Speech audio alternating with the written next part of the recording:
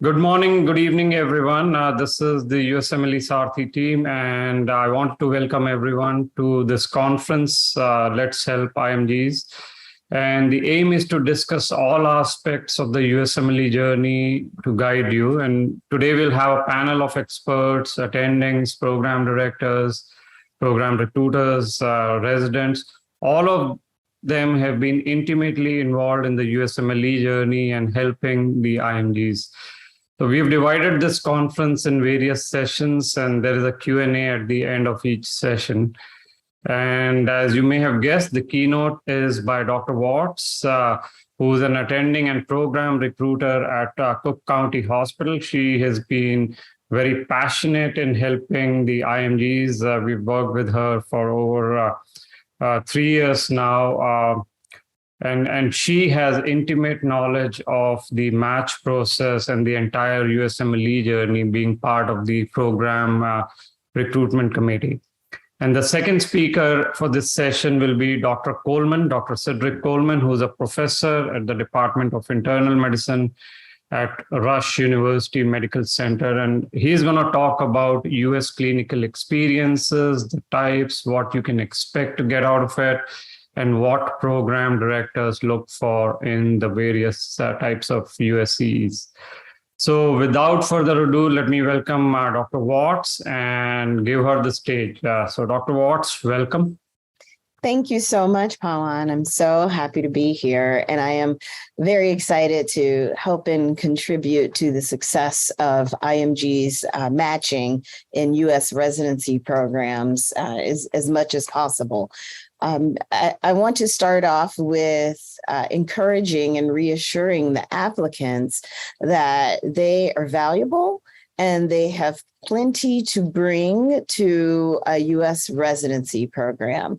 So one of the first things that I like to kind of let applicants know is that you being an IMG is a source of strength, and you need to own that and really dig in or lean into that in your application process. So when we are looking at applicants and we are looking at hundreds to thousands of applications, depending on the program, we are looking for things that stand out, and particularly in the way that you sell yourself. And that's always the point that you have to come from. When I do individual sessions or small group sessions, the IMG applicants often ask me, well, should I get LORs from my home country? Should I talk about the experience I've had in my home country, as if having medical experience in your home country is less desirable? No, that is still experience and medical experience. The key is for you to really demonstrate and illustrate in that application your value, your strengths, how your training in your home country has brought you to this point, and how it has impacted you as a passionate and committed physician. So that's probably one of the biggest things, is that start looking at yourself and your application from a place of strength, and how to really get that across to the program directors and the recruitment teams. So, most of the IMGs want to know if USMLE journey or their profile is a package. What are the determinants of match? What do you guys look for as you are evaluating these applicants? Yes, so we are looking for applicants that are very clear and purposeful and directed and determined in terms of their medical journey, and ultimately really in terms of the patient population that they want to treat and care for. So yes, everyone asks about scores. Scores are important, but they are not the singular determining factor. Clinical experience is very important. It is also not the singular determining factor. There is no one determining factor that's going to get you all the way in. We look at your application from a holistic view, a macro kind of view, and we want to make sure it all adds up and makes sense.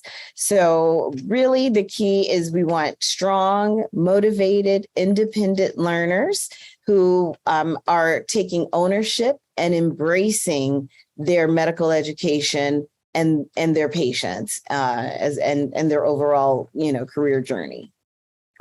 And some of the other questions, one is about the gaps. So many IMGs have had gaps because they took a break for rotations or for family reasons. How do programs look at the gaps? So programs that traditionally recruit IMG students are aware that the path is a little different than the American medical grads. Programs that may take a mix or just a few IMG students may be a little less aware of the route. Many IMGs, because of their country of where they've done their medical training, they have a year or 2 years of service required as part, even after graduation. And so what I would say is that typically you need to use your personal statement to really tell your story. And that may include why your graduation date was 2 years ago and you're just now applying now. Overall, in terms of gaps, what we really look at are graduation dates that are 5 years or longer from the current time of application. And that is when we really want to know, what have you been doing during that time? It would be great that time would be spent with clinical experience. Sometimes it is you've had to take care of a sick parent or a sick child. Those non-medical reasons are also very important. The important part of whatever the reason for the gaps are is that you complete that circle of that narrative in saying how that has made you a stronger applicant today, how that has made you and will make you a better doctor, how you will take that experience and apply that to your medical training as a U.S. resident. So we know that we are hiring people and not robots, and humans have lives and experiences, and often things don't go as planned. So you need to be honest about that. But again, the key is not to use it as an excuse, but to use it as a springboard into why you're an even stronger candidate and an even stronger applicant. Thank you. Some of the other questions now, we know that COVID is hopefully going away, but there are still issues with travel. Many of the IMGs have not been able to travel, don't have the visa, etc. So how do programs, or how will programs look at this issue? Someone unable to travel, what can they do sitting in their home countries? Well, they definitely can participate in virtual rotations. That is a great way to obtain additional U.S. clinical experience, and it is valuable. It is valued, and it does count. And that's also a way to demonstrate your adaptability, right? If you're like, okay, I can't travel, I accept that. How can I still continue on this path in an effective and creative manner? And virtual rotations still exist. They are not going anywhere, even though COVID is greatly decreased with vaccines and overall death rates. It is still alive and present in the healthcare setting. So the healthcare setting is going to be a lot later to resume pre-COVID normal operations as far as visiting medical students and observerships and rotators. And there's some aspect of that may never return because we have seen the value in the myriad of ways that we can deliver education in a virtual platform. So we will not be looking at that negatively. again, what is going to be the key is not that the applicant apologizes for not being able to be in person. It is for them to recognize and demonstrate and communicate how being in a virtual rotation has really helped them to appreciate aspects of being in person, but also the aspects of education and delivering care virtually, because we will be delivering, and we do deliver that care in a tele-based platform already. We did it prior to COVID, mainly on the telephone. And now with COVID, we've added a video aspect to it. So that is yet another opportunity for the candidate to demonstrate how incredibly flexible, adaptable, independently motivated that they are in adapting to adversity and to changes from what was previously the norm. And those are very valuable traits and characteristics that we see, that we look for in our applicants. Thank you. And maybe a related question, I'll take that and maybe my team. Where can we find opportunities for virtual rotations? There are several rotations that Dr. Watts and Dr. Coleman, who you will hear from next, help our students with. And my team is going to send you the links where you can look at some of those opportunities. So Swati and Shravani, if you can put that in the chat. Related but important question, Dr. Watts. Now that step 1 is going to be, or is already pass fail, this is going to be the first year. How will programs compare the CVs of some students who have a score, some don't have a score? How does that change the dynamics? Yes. So one of the things that we need to find out, that the information has not come down the pipe as of yet, is what I think will likely happen is that the USMLE will be blinding the scores in the uploaded applications. That is my assumption, that they will just submit, because you always had a pass or fail and a score. And my assumption is that they are likely to just report all of those as passes, even from previous years where there was a number associated with it. And that way it kind of allows blinding to all the applicants. We are creatures of habits. And so I do feel that if some applicants had scores available to see and some applicants had just the letter P, there may be, just some unintended leaning towards numbers, because we're accustomed to looking at numbers.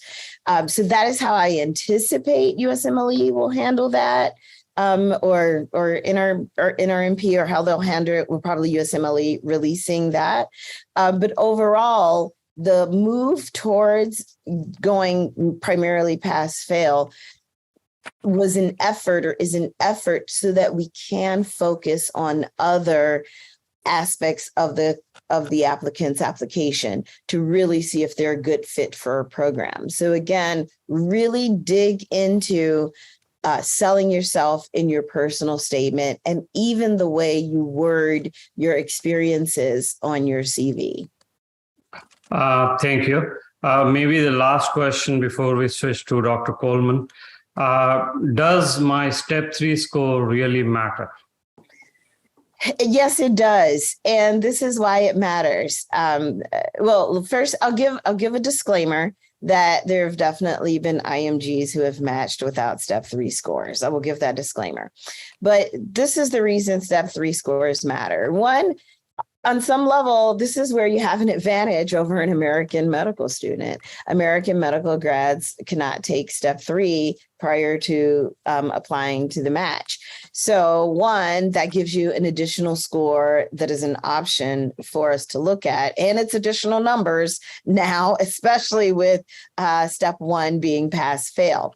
The other thing that it does, again, it's about data and data points. It gives us an additional data point. So particularly for the applicant who may not have scored as high as they would have liked, or who are a lot closer to the average and doesn't have, really competitive scores, we can trend that. We will see the trend of, okay, your step one is passed. Great. We have no idea, was that just over the line or right at the line?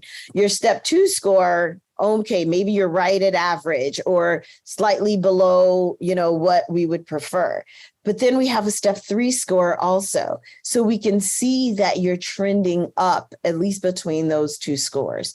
Also, step three is the most clinical step of the three. So if you did not feel or do not appear to be as strong of a test taker with your step two numbered scores, or if you've had previous fails on step one or step two, we know that step three is clinical. So maybe you were not as good with the basic science, demonstration of your talent, but we are recruiting clinicians. And if your step three scores show significant clinical acumen, then that can really work in your favor in terms of impacting your strength of your application. Thank you, Dr. Watts. And I think we are right on time so far. So I'm going to give the floor to Dr. Coleman. Welcome, Dr. Coleman. Just by way of introductions, Dr. Coleman is the professor of internal medicine department at Rush University Medical Center. He has been helping IMGs, for over 100 years. In their US clinical experiences, both tele and on-site in his clinic, very passionate about helping IMGs get the experiences. So welcome, Dr. Coleman. A lot of questions for you.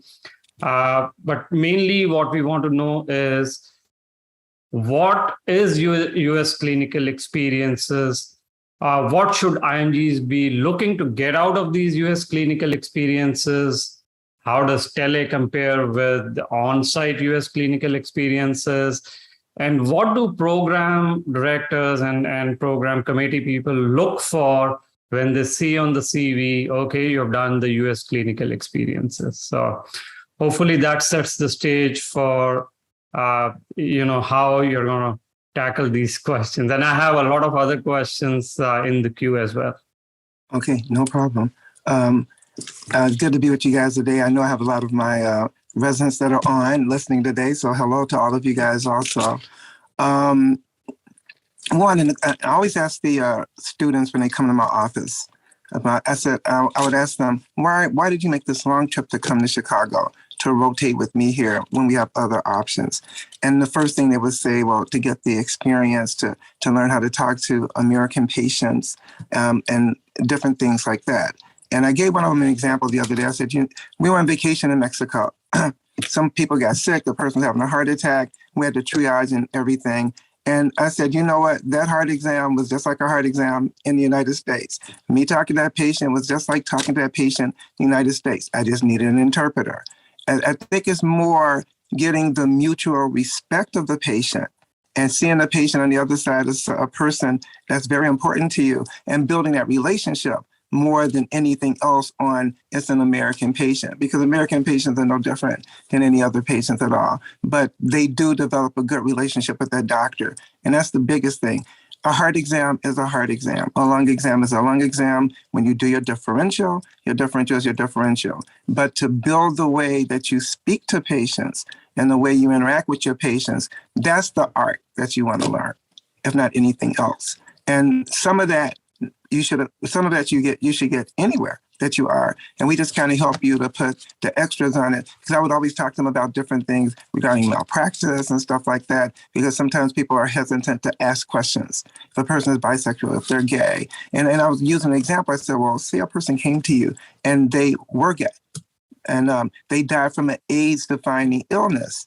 You can be sued for doing an insufficient history and physical. Now, The argument is, well, they didn't tell me. You didn't ask. But now, if you ask and they didn't tell you, then that's a different thing. Okay, but the fact that you didn't ask, that same person that you were shy about asking wouldn't be shy about suing you at all. So you have to I just tell them about different, maybe cultural differences. If it's a guy not asking a woman something or a woman not asking a guy something, those are the bigger things that we need to look at than, how you talk to a patient. If that mutual respect is there, that's going to be there. Now we just learn the other little things that we need to do. We need to ask all the questions, and the patients will usually answer. A lot of times the patients don't offer information because they feel we don't want to know.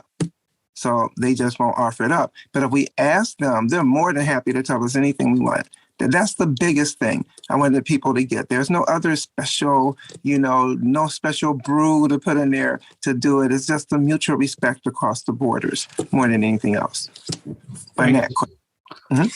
So now, the tele versus on-site debate is going on. Some students are able to travel, others are not able to travel. So how will this be evaluated by the program? Someone who could not travel had to do only tele-rotations, others could travel. So how will this impact? Well, you know what? First of all, when I sat down with the program directors to see what their concerns were. Because they were saying that now they were getting a lot of patients that were doing in-house rotations, and they were going to some big name institutions. And when they said when they got to us, they didn't know anything.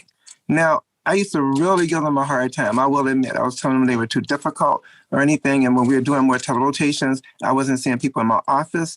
The last year or so, I've been seeing more and more in the office. And I'm going to tell you guys, the program directors are right. Okay, I get people that come to me, they've done 4 different rotations in the United States. I'm going through my basic stuff before they can see my patients. I have a basic couple of questions I ask because my patients know the answers to those questions. I couldn't answer them. And I said, you just did 12 weeks in the United States. What were you guys doing? Were you just there? And when I tell the students that, when I'm making that comment, it's more reflection on us and not them because they show up every day. And we just didn't give them the knowledge. And I always tell them, I said, no patient, no program director no one has never matched in a program because they didn't see enough patients, whatever that is. People don't match in the programs because the program directors are concerned about the deductive skills on what to do with that patient when they get them on the floor. That's where the tele-rotation come in. Matter of fact, with some of the program directors, they were recommending that they did their internal medicine rotation and then did a tele-rotation. Now, the other thing I found out, believe it or not, most people don't know what a tele-rotation is because I didn't know there was a rotation where people can go on, they're on for 5 hours, they're doing some histories and physicals virtually. I had never heard that before. I had a couple of students come to me. The way we designed our program, first of all, we sat down with the program directors and asked what were their concerns. And we made sure we covered those areas that was of concern.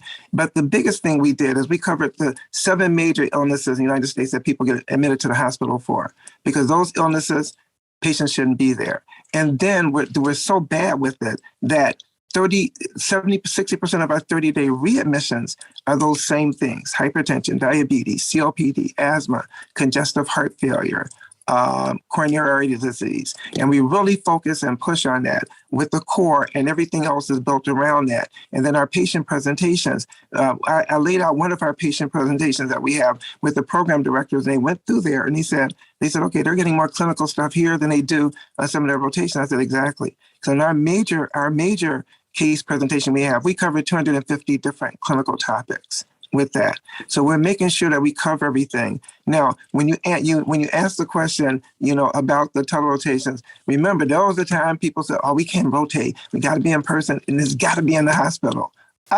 We don't hear that anymore. Now it's got to be, it's got to be in person and it's got to be in person. The program directors are saying, look, we want them to learn the information. How they're getting it and how they're getting it and the fact that they know it is important. Now, I was telling Toya, because we would always talk about people coming to do rotations to get a letter. I said, I don't understand that. But even with that, it's important to know who's writing your letter. So the telerotations are already baked in into the system. Matter of fact, we had 225 people to match last year. I think 180 never set foot in the United States, or they were in the United States before and rotated and didn't match. And then they rotated with us, and we made a few phone calls and they got in the program.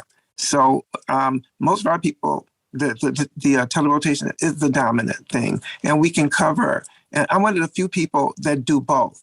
I have people in my office now people on the telerotation, and even for me, I cannot cover the same amount of material in the office as I do with the telerotation, because it's all academic. It's going through the major topics that the program directors want, and it's enhancing their clinical knowledge. Matter of fact, sometimes better than some of the clinical rotations they've done.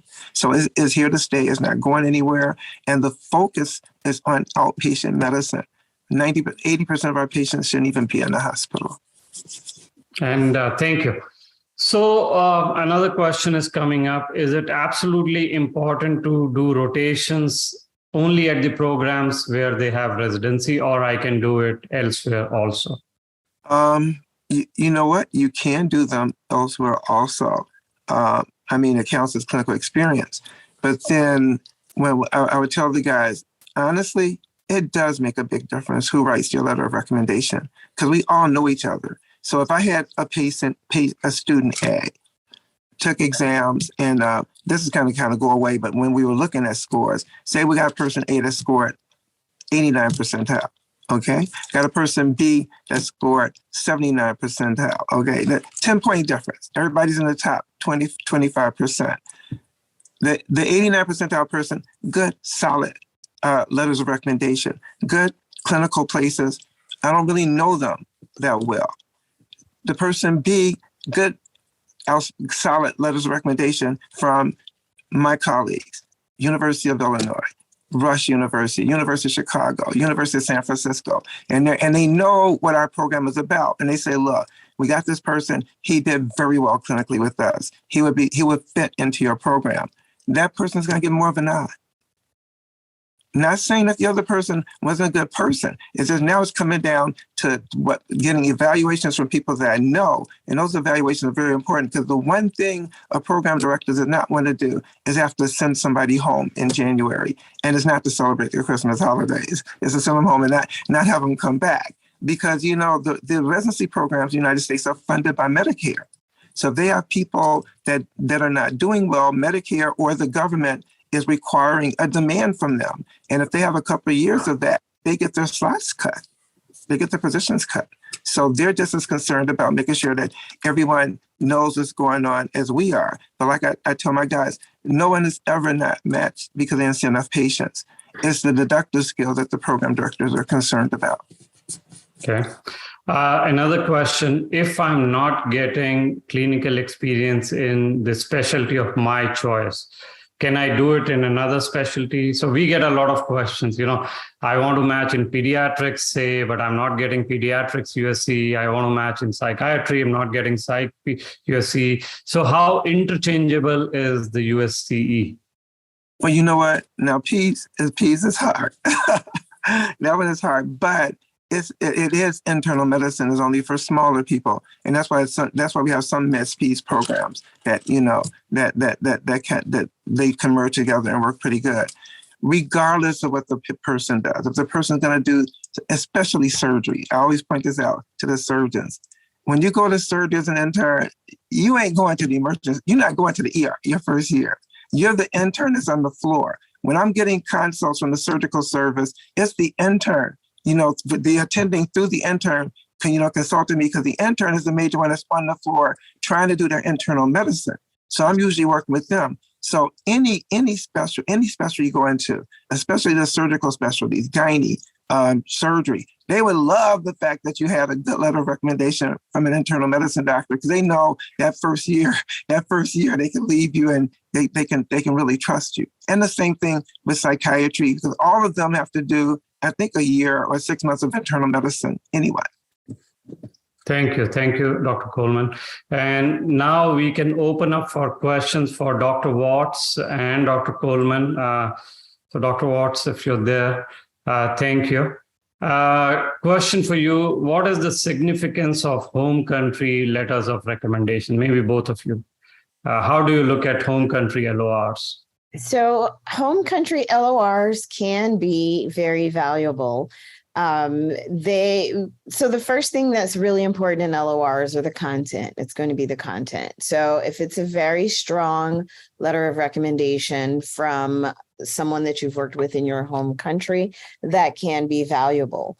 Also, we do have colleagues who have trained and graduated from programs outside of the country and then come to train and are program directors and chair of departments here at programs here. So that can be very valuable. I would say that, again, if you think it's a really strong letter or you know this is someone that you've done great and significant work with, absolutely. You would still benefit from having U.S. clinical experience to really kind of show that continuity and having an LOR from a U.S. doctor also. And that way that can speak to the consistency of your skill set. In your country, you're clearly this type of empathetic, compassionate, independently driven physician. And with the U.S. letters of recommendation from your clinical experience, same thing. Yes, this person's valuable, adaptable, strong fund of knowledge, excellent clinical skills. So they can have value for certain. Thank you, ma'am. Dr. Coleman, question for you. I failed in my first USMLE. So step one, how can I use US clinical experience to kind of overcome this? And will the program directors recognize this effort? Well, absolutely, they recognize it. But then that's where your personal statement comes in. Why do you think you had a difficulty at that time? Was there unusual stress? Did you have to leave home? Were you under persecution? All those type of personal things are real important, not only for your performance, but how you would do as a person on the team. Knowing that you had to make sacrifices, we know we could trust you with our other interns. And a lot of times people would have things that came up that would be very important, but they thought they should hide it. So, well, one, you want to be honest about the fact that you didn't do well on it, and it's going to come up anyway. Two, while they're going to look at it, you want to try to give circumstances on what happened around that time, and then use that to springboard to the fact that since this time, this was a learning experience for me to do well in my other rotations, and then they can list the other rotations that they did well in, either at home or here after that. So they can use that. It can work definitely to their benefit. But that personal statement is so important. That's the only thing that's telling me about the person. I've heard their grades. I've looked at their letters of recommendation. This is the only document that's letting me know that I could trust them with my other interns. Thank you. Dr. Watts, question for you. You spoke about older year of graduation. So if I have extensive home country experience, maybe with a residency and fellowship, will I still be filtered out? How to make sure that the program committee reviews my application if it is a filter? Yes. So there are certain programs who have a preference for 5 years or less in terms of your year of graduation to application, but not all programs have that requirement. So I don't want you to hear that, okay, you've been out for 5 years, absolutely no program wants that. That is not true at all. But the important thing is that for the programs who do look at 5 years or longer or 5 years or under as more preferred candidates, the key is really to make sure that you are demonstrating in your whole application your level of expertise and care and work in the specialty in the medical field that you were doing during that time. That is going to be the important part. Yes, if you have been chairing a department or even just working, as an attending physician in your country, and then due to many possible reasons, want to come and practice in America, that is wonderful. You're coming with a lot of skills. And there are even pathways from the American Board of Specialties that you may not even need to train for all of the years. You could get a waiver for a year and only do a 2-year residency in pediatrics instead of 3 years. So that additional skill and time and expertise is definitely valued. That just really needs to be communicated in your application. Thank you. Another common question, and thank you, someone asked it. I have the option to delay my graduation. So a lot of IMGs delay their graduation. They may come here for electives and maybe study for exams. How do programs look at this break in the education? Okay, I'll take that. Go ahead. So in terms of, so part of it is, what is the reason for delaying your graduation? Well, we look at, because we look at your application in a chronological fashion, because we really want to get an idea of what you've been doing during this time. If you've delayed your graduation so that you can have all this time to study for steps so that you can get this stellar score, that can actually hurt you, because what we'll see is that you had to take 6 months to study for an exam, and most other applicants, and definitely American applicants, are doing rotations while studying. So of course, if you get a 260 and you've spent 6 months just studying, that's not as impressive as maybe getting a 230 or 240 while still doing clinical work. So I would not say that delaying graduation so that you can just have more time to study, but have a later or more recent graduation date is necessarily a good strategy. Again, we want people who can do both these things at the same time, because that's what your life is like in residency. You're in training exams, you're still going to have clinical requirements. Your subspecialty board exams, that's going to be while you are right out of residency and still with clinical responsibilities. So that's really going to be what we're looking for. Thank you. Dr. Coleman, what period of US clinical experience is considered adequate for an IMG? Is it less than 6 months, 3 months, or 6 to 12 months? What is adequate in your perspective? Are you saying, when you say 3 to 6 months, you're talking about as far as rotations? Right. Rotations? Well, let me give you one example. One, talking about a student that finished late, and 2, experience. Our first person we had in our telerotation experience, she was finishing up. She took boards in March. This was 2020. Took boards in March. So her step 3s in March. So she was planning to apply for that September. Okay. Once she got her step 3s, now she had been out of school, had not done a clinical rotation in dermatology or internal medicine for 10 years. Okay, and been out of school. But she was doing high-powered clinical research in dermatology at University of Pennsylvania. So not looking at calcification of muscles in the monkey or anything like that. She was doing actual clinical research during that time. With that being the case, 2 programs had residents that couldn't come. So she got an interview with both of them. One of them was really, really interested, but he was really concerned about the 10-year gap in clinical experience. He saw that she was very busy at University of Pennsylvania, active in the dermatology department, but then, this was internal medicine. So we talked to him, laid out our program with them and everything. They offered her a slot the week later.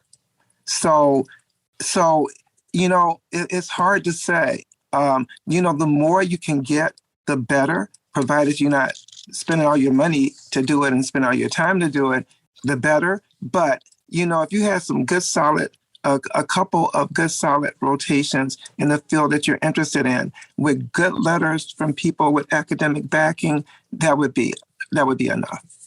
Thank you.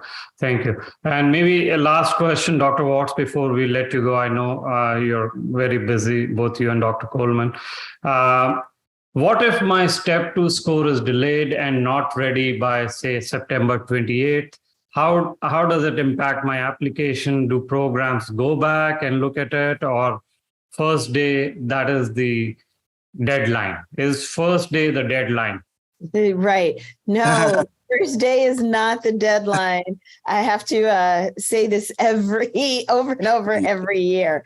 The first day, so September 28th is the first day that programs can have access to the applicant's file.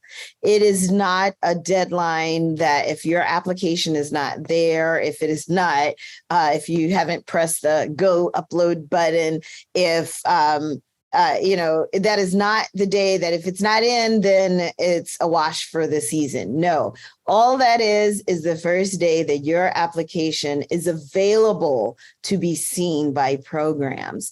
So that is not a deadline. You have, that's the end of September. So we are not even going to start doing interviews until mid-October.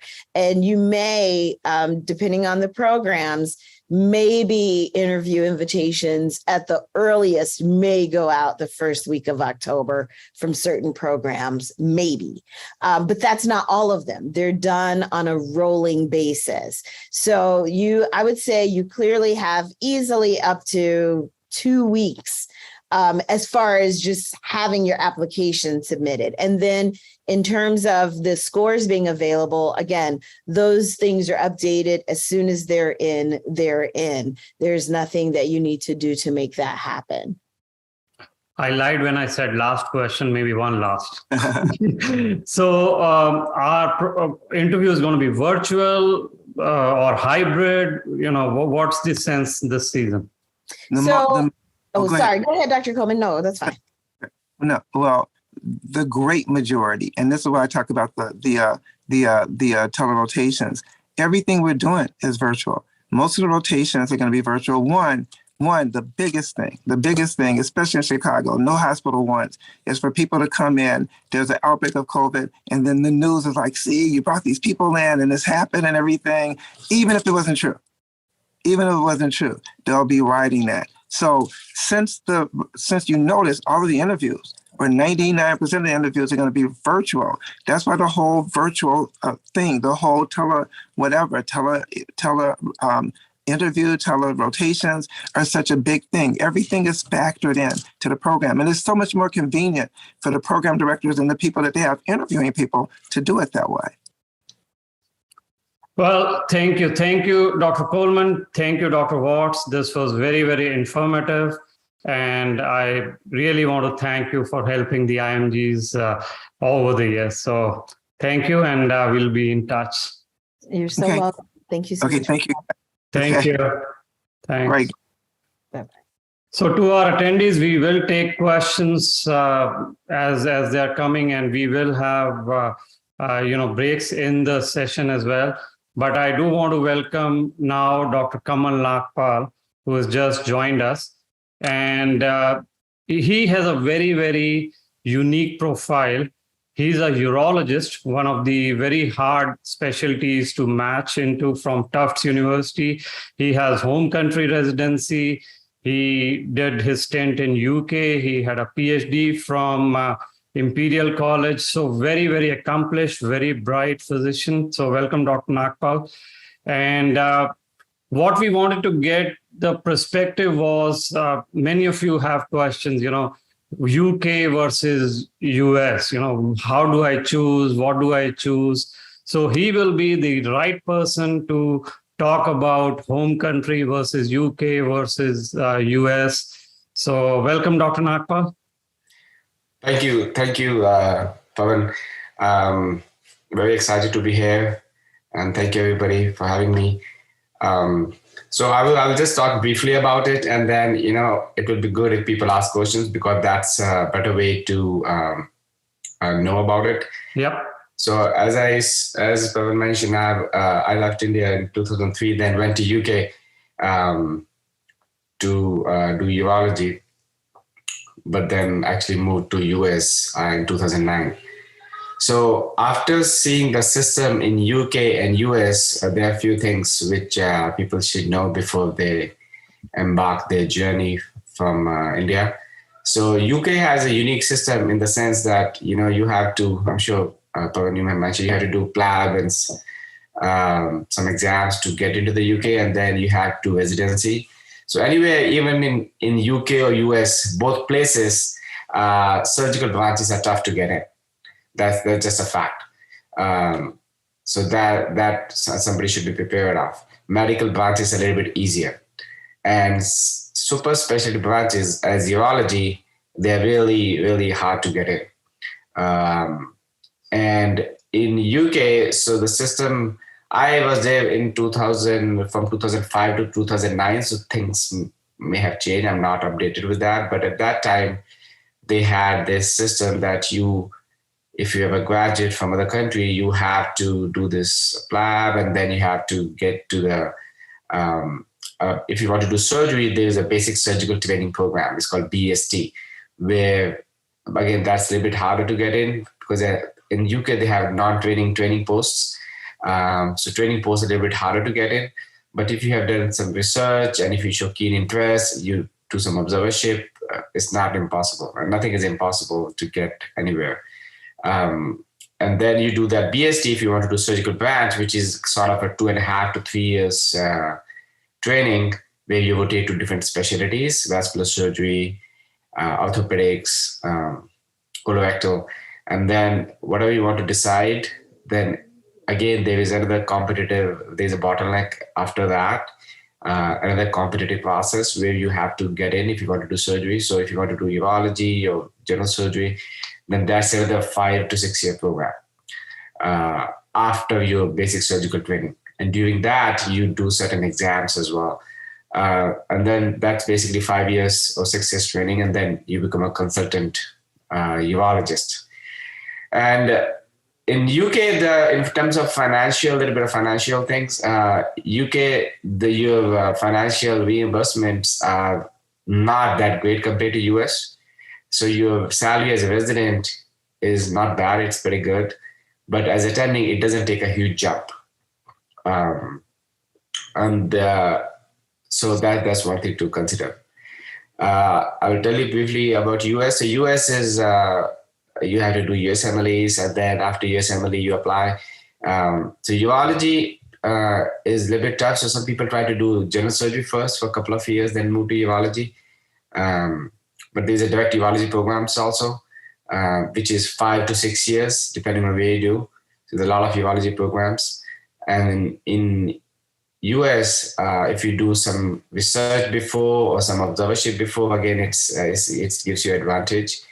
And after this 5 or 6 years program, you become attending. Then you can do some fellowships if you want to do, like I did robotic surgery fellowship, whatever. There are a lot of fellowships you can choose after that. And then again, in financial terms, US is much, much better than UK long term. And the opportunities are a little bit more in US than UK. So that's pretty much in the nutshell. Thank you. So the first question is, if someone is in the UK, what should they be doing? What type of experiences should they be getting to become valuable in their USMLE journey so that programs look at them favorably? Sure, yeah. That's a great question. So if you're in UK, you basically do some research. You do the rotation in that field if you want to do surgery or urology or any other specialty, you should be spending a lot of time in that one. So research, doing rotations, getting a good letter of reference is very good actually, because if you may not have US reference, so they will look at your UK reference. So that has to be exceptional. And then also publications, presentations, that counts a lot. So I would say experience in that field with some research, publication, presentation, and a good LOR, that will be helpful. Then the next question is about difficult specialties. So whether it's urology, general surgery, dermatology, is research in the US required to get in these specialties? Yeah, that's another good question. So it's not mandatory that you have to do research, but if you do it, your chances of getting the specialty is easier. So until you have something exceptional on your CV, except research, you are a very bright student, or you have something exceptional that, whoever's looking at, they say, wow, that's a great applicant. If you don't have that, then research is good because research will help you to give you presentations and publications as well. So indirectly, it will really help. So I would say if you are getting into difficult specialties, it's a good idea to spend maybe a year of research in US before you apply. And categorical programs are much harder to get in for these competitive specialties.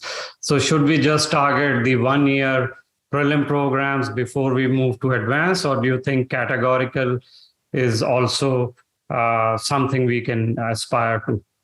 You definitely, there's no harm in applying. You depends on how your baseline application is. You may or may not get it, but you should not be disheartened because, it's just a competitive process. So you should not get disheartened, that you don't get in, because it's very common for people not to get in. People leave country, they don't apply because they don't. So just expect that, but there's no harm in applying. You may get lucky. Sometimes programs are looking for, they may not have the great applicants. And if you're one of the good ones, you may get an interview and then you can shine there. So there's no harm in applying. But obviously if you can't get in, then you should have a backup. So you should definitely apply prelim programs as well, where you can show them in 1 or 2 years that you're a great candidate, and then your chance of converting to categorical becomes easier. So I would say apply both of them and apply a little bit more on prelim side as well. So you definitely can get in. You have 100% chance of for sure, and other one you kind of take a gamble.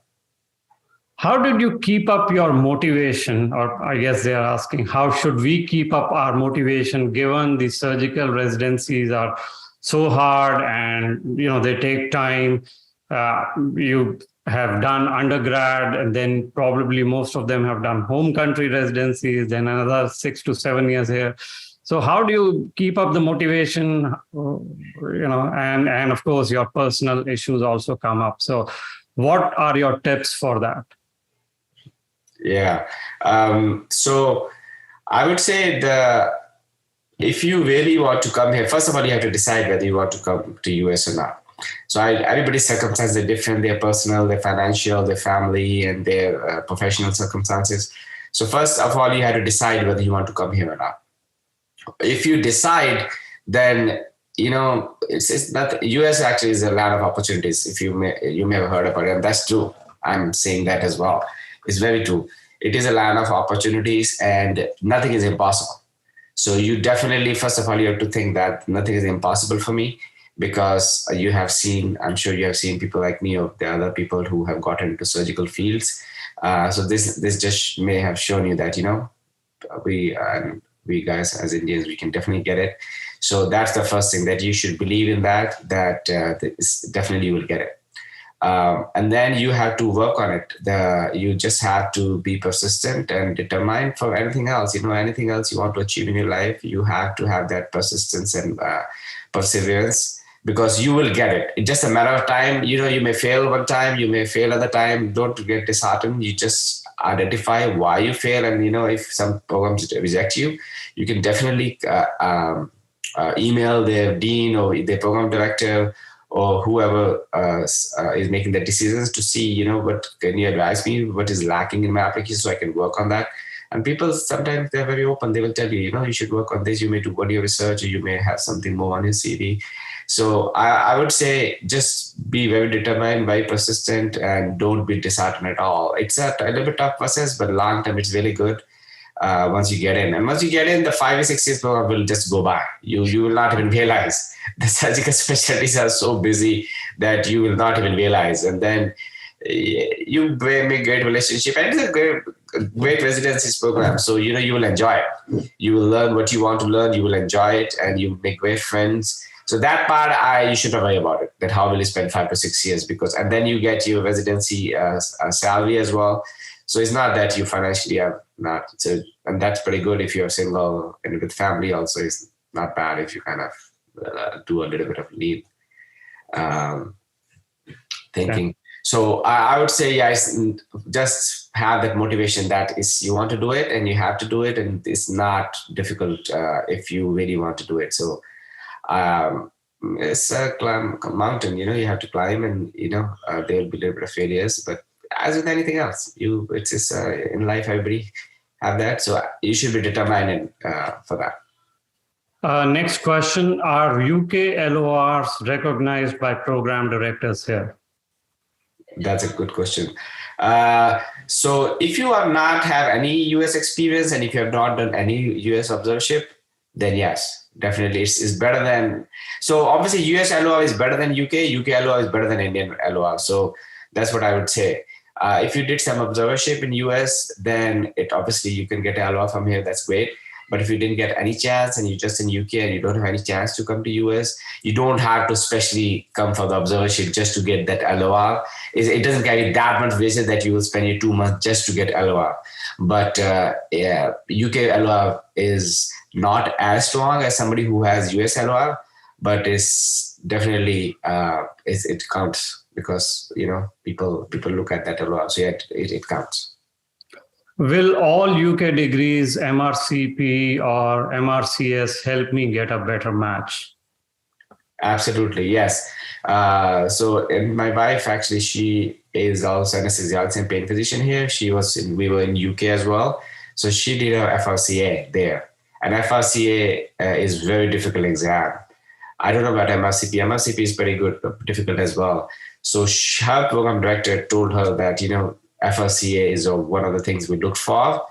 And that was one of the main highlights for her to get into that program. So yes, they recognize it and they know that person has studied for that. So it shows absolutely. That's one of the jewel in your crown if you want to apply. Maybe the last question, which I think will summarize your journey. What did you do to stand out to the urology programs in the US? It's one of the toughest. So if you can just summarize your journey and, so who's an ideal urology applicant? So mine is a bit unique, and again, everybody doesn't have to be like that. So I did my surgery actually before I left India. So I did my master of surgery, and during my master of surgery, I published as well and my research. So that helped. And then in UK, I did my PhD from Imperial College. So that really, I think, helped because in that year, PhD, I published a lot. So I had like 60, 70 publications before I applied urology, and I had a lot of presentations. At that time, I really used to present a lot. I loved it.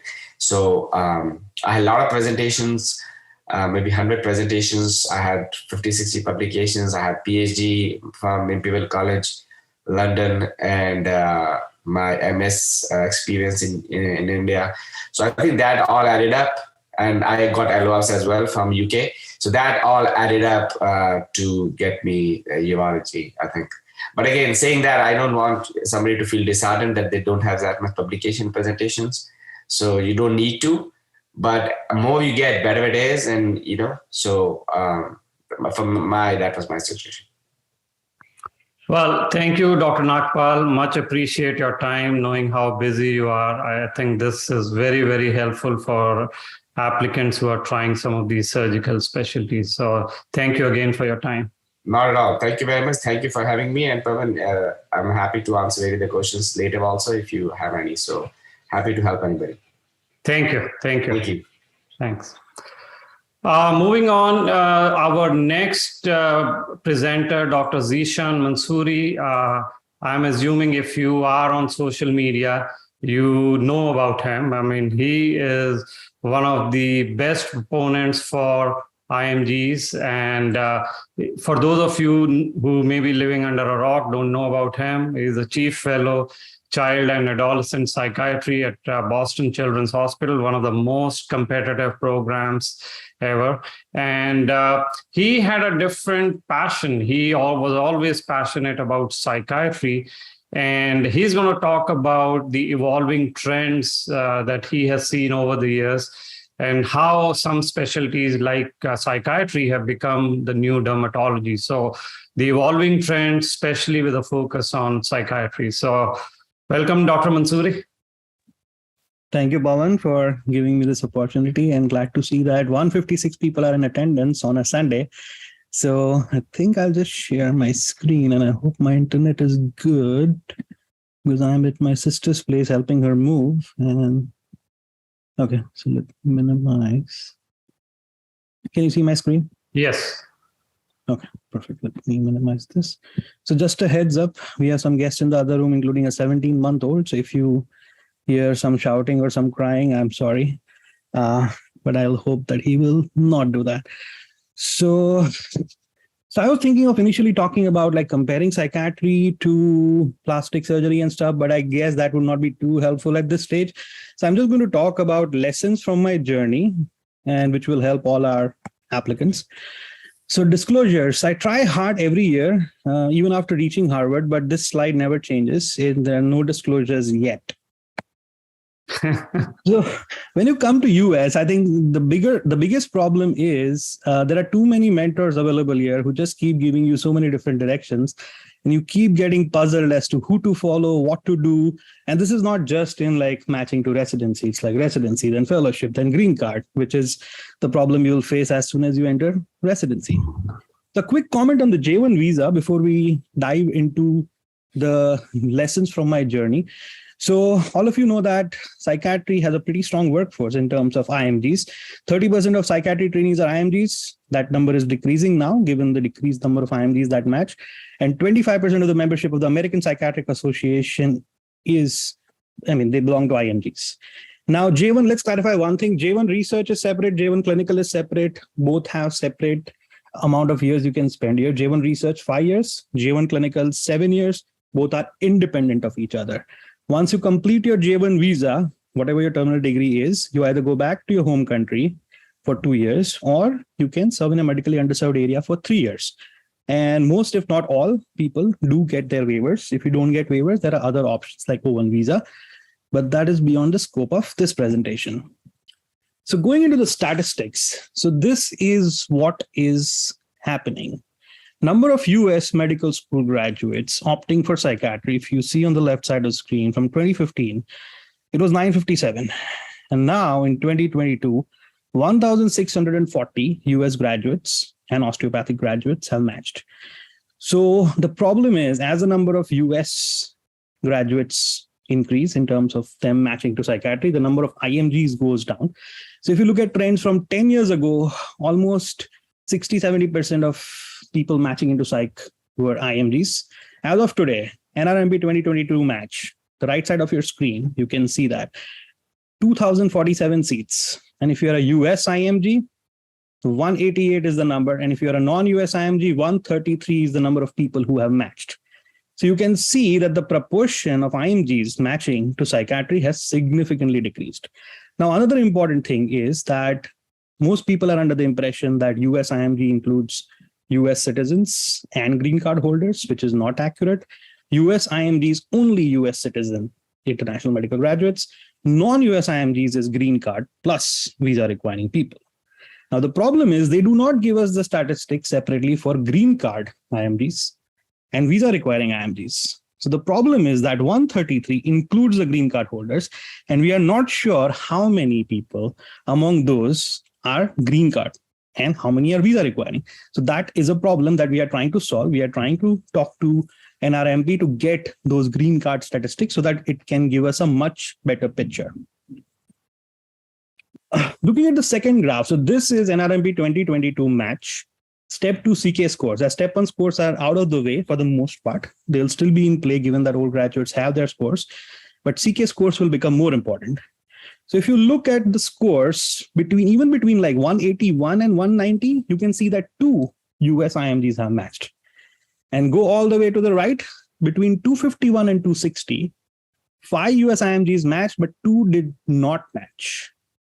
When the same graph is extrapolated to non-US IMGs, which is the lower graph, you see that the people who have scores between 201 and 210, and all of them would fail the exam right now, if that is the score, if we consider it to be equivalent, which it is not. 3 people, even in that score margin, have matched. And if you go to 251 and 260, 4 have gone unmatched. So that tells us a very important thing, that even with a very low score, if you have a strong profile, you can match psych, even in this difficult scenario. And vice versa. If you have a 251 to 260 score, it's not 100% that you will match. However, if you have 260 plus, as per NRMP 22, you will 100% match. So unless you have a 260 plus, there is no guarantee of your match just with scores. This is very different from internal medicine, where scores play a huge role. This is the graph from NRMP 2022, which tells us how many interviews you need to match, or what is your probability of matching based on the number of interviews. So if you look at the left side, even if you have just one interview, both US and non-US IMGs, green is non-US, blue is US, is still 32%. Now to double that chance, so roughly going up to like say 64 to 70%, you need about 7 interviews for US IMGs. And if you want to reach that as a non-US IMGs, you need 9 interviews. And remember, this is a much steeper graph than internal medicine, which has way more seats. Psych had, as you saw, 2,047 something seats. Internal medicine has 9,000 something seats, and almost 50% of the people matching are IMGs. So that is why psych, compared to internal medicine, psych is much, much tougher to match. So yes, we did discuss it as difficult. So what we are doing is that at APA, we have created an American Psychiatric Association IMG work group, which is comprised of 10 people who are very passionate about IMGs and who are IMGs themselves. And we are trying to aggressively advocate at all levels to increase diversity, to increase the IMG numbers, to increase the seats, and to get the statistics of green card holders in the non-US IMG spectrum so that we can help IMGs to the best of our ability. This work group was just created this year. We actually have our second meeting tomorrow evening. I'm a part of that work group, and we are trying our best to help IMGs. Now, J1 versus H1 and its potential impact on the reduced numbers of IMGs in academia. So one issue that happens is once you complete your terminal degree, say you complete your fellowship, and you want to do a waiver, most academic places do not have waivers. Very few academic places like, say, Hopkins has a waiver. Some of the peripheral programs have waivers. Brown has a waiver. But other than that, most people eventually end up in places which are not academic in nature. And what happens is that leads to people just continuing in those jobs, not remaining in academia. And what that means is there are not enough people in academia to vouch for you when you are in a leadership position. So we are trying our best to see if we can change that, try to get more folks in the academic spectrum so that we can bring about a systems level change more than just like helping a few IMGs out. Okay, so all this stuff is beyond the scope of this presentation. Let's go to the next topic. So these are 2 math stories. I want you to comment in the chat section what would have happened to this IMG. So this is a US IMG 2022 match. At that time, while applying, the profile was step 1 of 205, step 2 CK of 215, CS cleared, step 3 203, no attempts, YOG of 2009. No electives, 5 years US clinical experience, out of which 2.5 was at an academic center in an inpatient unit, 15 publications, 2 interviews, has an MPH, and had applied 5 times before and went unmatched. So comment in the chat, how many of you think that this person matched or did he not? Can we see the comments or we can't? I am looking. If they will comment, I will take a look. Okay, till you think about it, let me give you a second story. So comment on both the stories. The second math story is non-US IMG, step 1 of 240, step 2 CK of 242, CS cleared, step 3 not given, no attempts. YOG of 2018, no elective, 6 months, pure hands-on USCE after graduation, no research, 8 interviews, no other degrees, and applied on time. Who do you think among these 2 people matched and didn't match? Maybe I'm not able to see the comments, but Let me see. I can see some. can you see the comments? I can't. I just see your comment, but I don't. Yeah, so maybe they are just fascinated by the story. So Okay. Let me. I think 2 people raised their hand, but let me. How do I remove this Q&A? Q&A is separate, I think. Yeah, No, they put in their comments. It is not. It is not. Yeah, Q&A won't be removed, but if No. I clicked on the Q&A. It is expanding the Q&A, but it's just showing me the Q&A. When I click it back, it's not going. Probably, maybe we have to. Let me just share again. Maybe they are not able to comment. I don't know, but no, there is one new message. They're answering in Q&A. Okay, let me see. Oh, chat is disabled. I'm sorry, guys. For some reason, the chat is disabled. Oh, sorry. I guess so. They are asking in the Q&A. Story 1 will match is the answer. So sorry, everyone. You can ask in the Q&A. I think chat is disabled, so just put it as a question, and the other one says story 1 did not match. Story 2 matched. First unmatched, second match. So I think mixed opinions. Right. So let's clarify certain things. Story number 1 matched. Story number 2 didn't match. So two major differences among these applications that were important. The person 2, and I see this very often, people with high scores in the steps, relatively fresher graduates, do not have step 3. Take it from me. I have been mentoring people for 6 years. I was the chief resident of my program for 2 years. I just finished my chief fellowship. I have reviewed every application in the last 6 years. I will tell you that step 3 is a very important screening criteria for most, if not all, IMG friendly programs. So if you have not taken step 3 now, ideally take the step 3 ASAP. And even if you cannot do it now before the application, get it in before December end. If you give it in January, the result will come in March. It's not going to help you. If you give it in December, the result comes in January, which will still help you with the rank order list. And remember, with the increased competition, you need that step 3 in. So lots of people who don't match, one of the main reasons is very simple. They have not just given step 3. So I have seen people with like great scores, even 250s, and have everything else in the profile. They have research, they have USCE, step 3 is not there. And they go unmatched after 13 interviews, 14 interviews, 16 interviews. And then they seek help. And then they realize that one of the important things was step 3. I'm not saying it's impossible to match without step 3, but it is very, very difficult, even as a fresh graduate, to match without step 3. What did the first person do right is that we actually worked on this person for 1 full year, got him some good publications. So those 15 publications that you see, that was the main reason that this person matched. All the other things were pretty much red flags, but that those 15 publications helped a lot in terms of strong networking with the program that person eventually matched to. So step 3. Please complete step 3 ASAP. Do not delay it. So maybe Zeeshan, question for you. One question is coming up. Why did you do your MPH and how did you put this forward during the interviews? What is your advice to the recent med grads who are in MHA and preparing for USMLE? Absolutely. We'll come to that in about 2 slides. So if you don't mind waiting for that, or are we out of time? Sorry. No, that's fine. Take your time. That's okay. Yeah, we can go to that. It's just coming. A couple of slides. We are going to discuss that.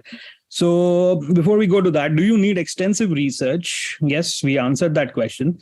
So actually the slide came earlier than expected. So let me tell you this. So this is where I go when I always talk about like masters, PhD, all that stuff. But before that, look at point number 5.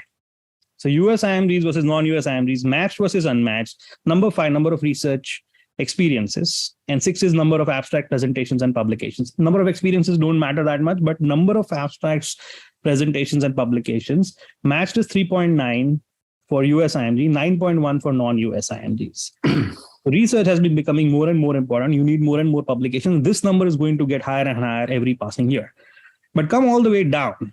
So if you look at like 9 and 10, people who have PhD degree, people who have another grad degree, in the PhD degree, actually, 3.3 of unmatched US graduates had a PhD degree. And in the non-US IMG, PhD did help, 5.6 versus 2.7. But if you come to master's degree, any graduate degree, you see that it's like neck and neck, 29.6 versus 29.4 in US IMGs. Non-US IMGs is 27.5 and 30.6.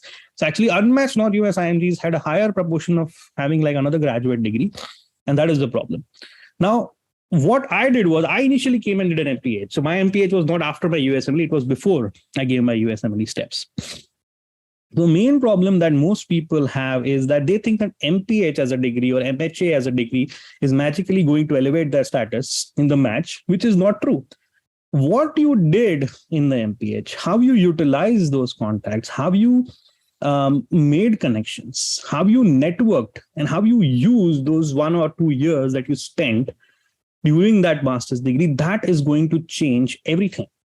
Now, programs do prefer MPH a little more over MHA because MPH, they think that it's not too far from medicine, you're studying the preventive aspect, you're trying to learn research.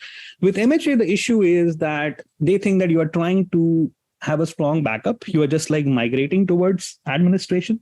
So that is something that you need to address in the interviews, if not in the personal statement, if there's no space in the personal statement, that why you have decided to do an MHA.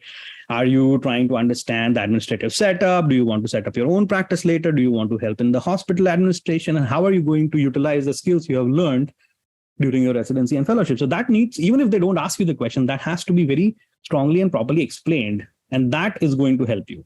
If you do not explain it, and if they do not ask it, that is actually going to be a slightly negative point when they are deciding the match. Deciding the rank order list. So that is important.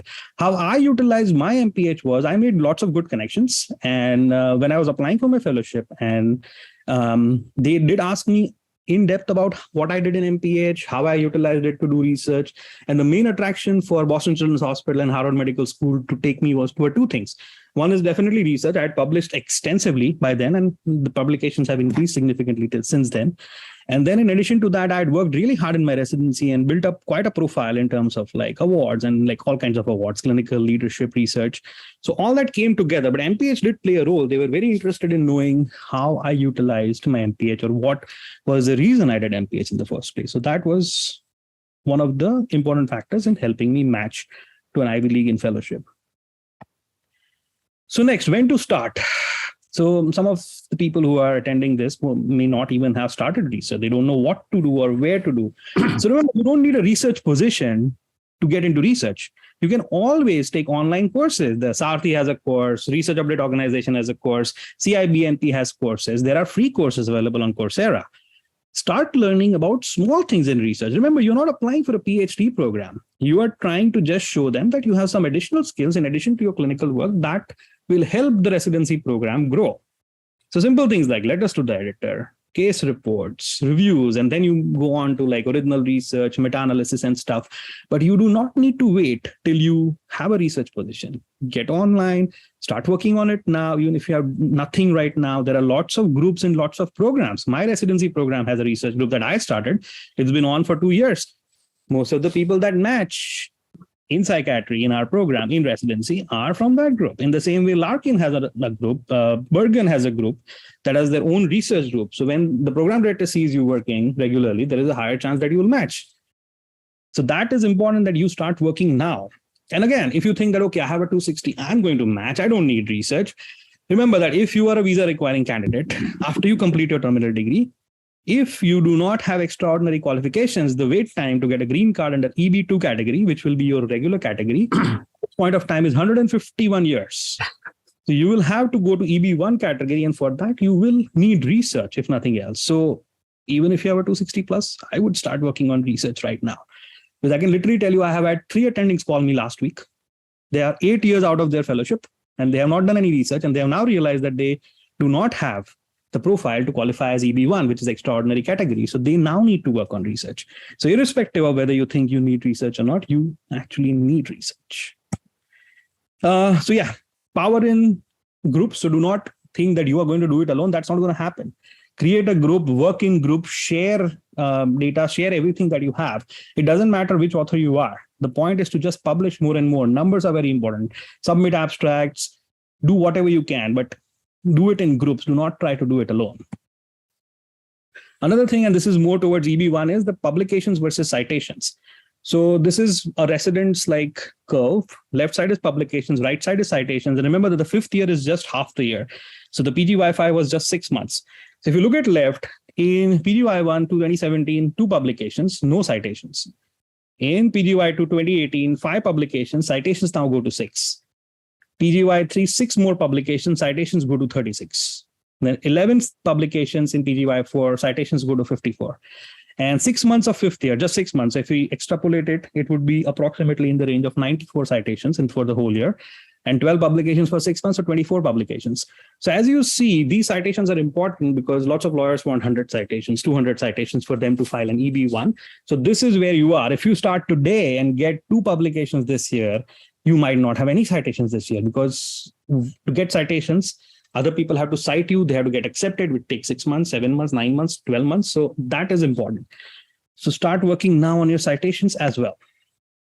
Social media. Social media has become very, very important recently. And different kinds of social media give you different information.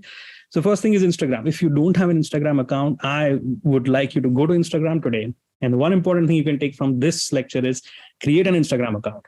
All psychiatry, if not all, most psychiatry residency programs and fellowship programs are on Instagram, and they put out lots of good information about their residents, about what activities they are doing, when do they have open houses. So you can learn about the program, you can learn about the culture, you can see how strong they are. So this left side is HHS Psychiatry, which is Harvard Shoutsville, one of our residency programs at Harvard. Boston Child Psych Fellow is an unofficial Instagram handle of the Boston Children's Hospital Child Psychiatry Fellowship. So you can follow these two, but follow all of them. You will get lots of good information that you cannot on an online interview.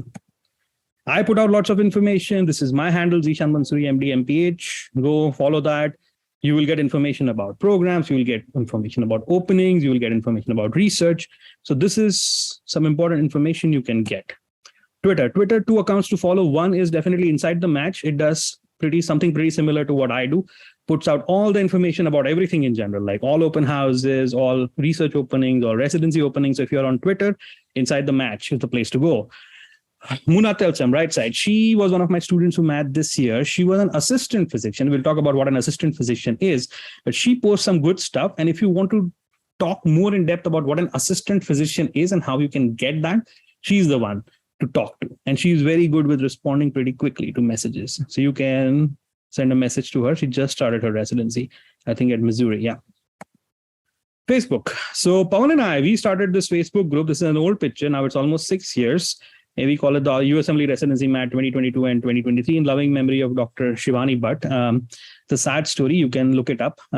So we have made sure that we delete as much spam as we can from this group and create this group where you can get all the information and you can ask lots of questions to each other. And this group has a pretty good number at this point. I think 129,000 or something is the number as of yesterday. Assistant physician. This is something that other people don't know. Assistant physician is not a physician assistant. So not the 27-month course. Assistant physician, which are also sometimes called associate physicians, are medical school graduates who have not yet completed residency training, something that lots of IMGs go through. So these licenses exist in Missouri, Arizona, Arkansas, Kansas, and Utah. Virginia is considering adding one, and you get a limited license to practice under supervision. And you have to be a citizen and within 3 years of graduation. That is for Missouri. For other places, you will have to look them up. So 2 good things. One is you get the license, you get US clinical experience without paying for it. Lots of times you have to pay for it, which is a problem.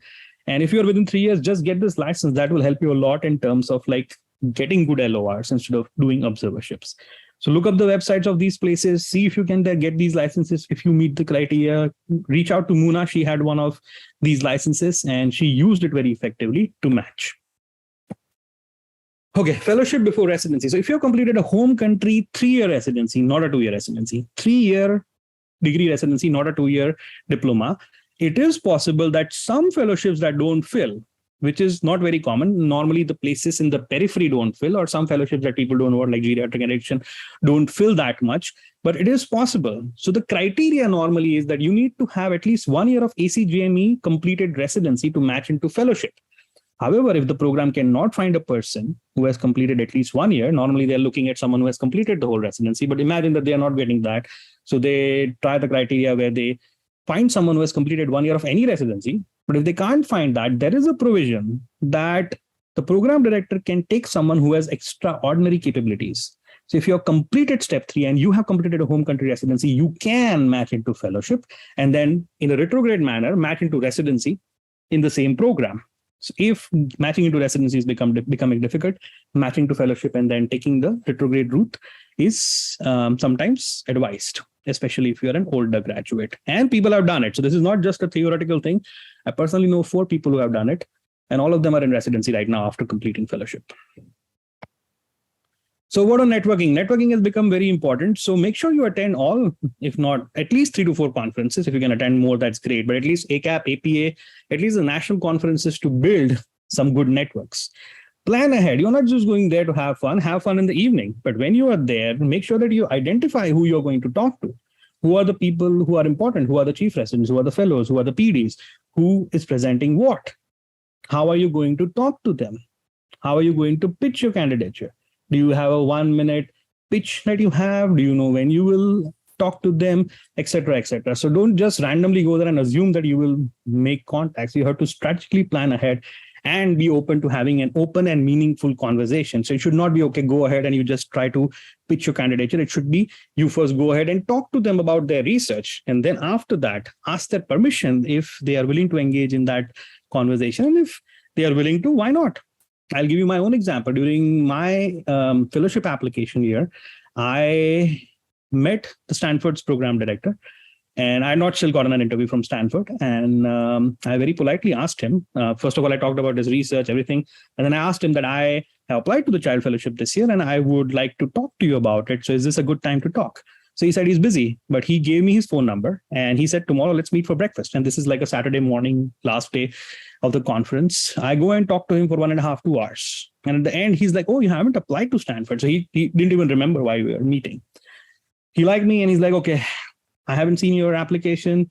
I will go on Monday, first thing morning. I'll check your application and we'll go from there. He checks the application. And guess what? The reason I hadn't gotten the interview till then was Stanford needs very strictly 4 letters. Other programs need 3 letters. So that's why they had screened my application out. So now I directly get an interview and they just tell me to add a 4th letter.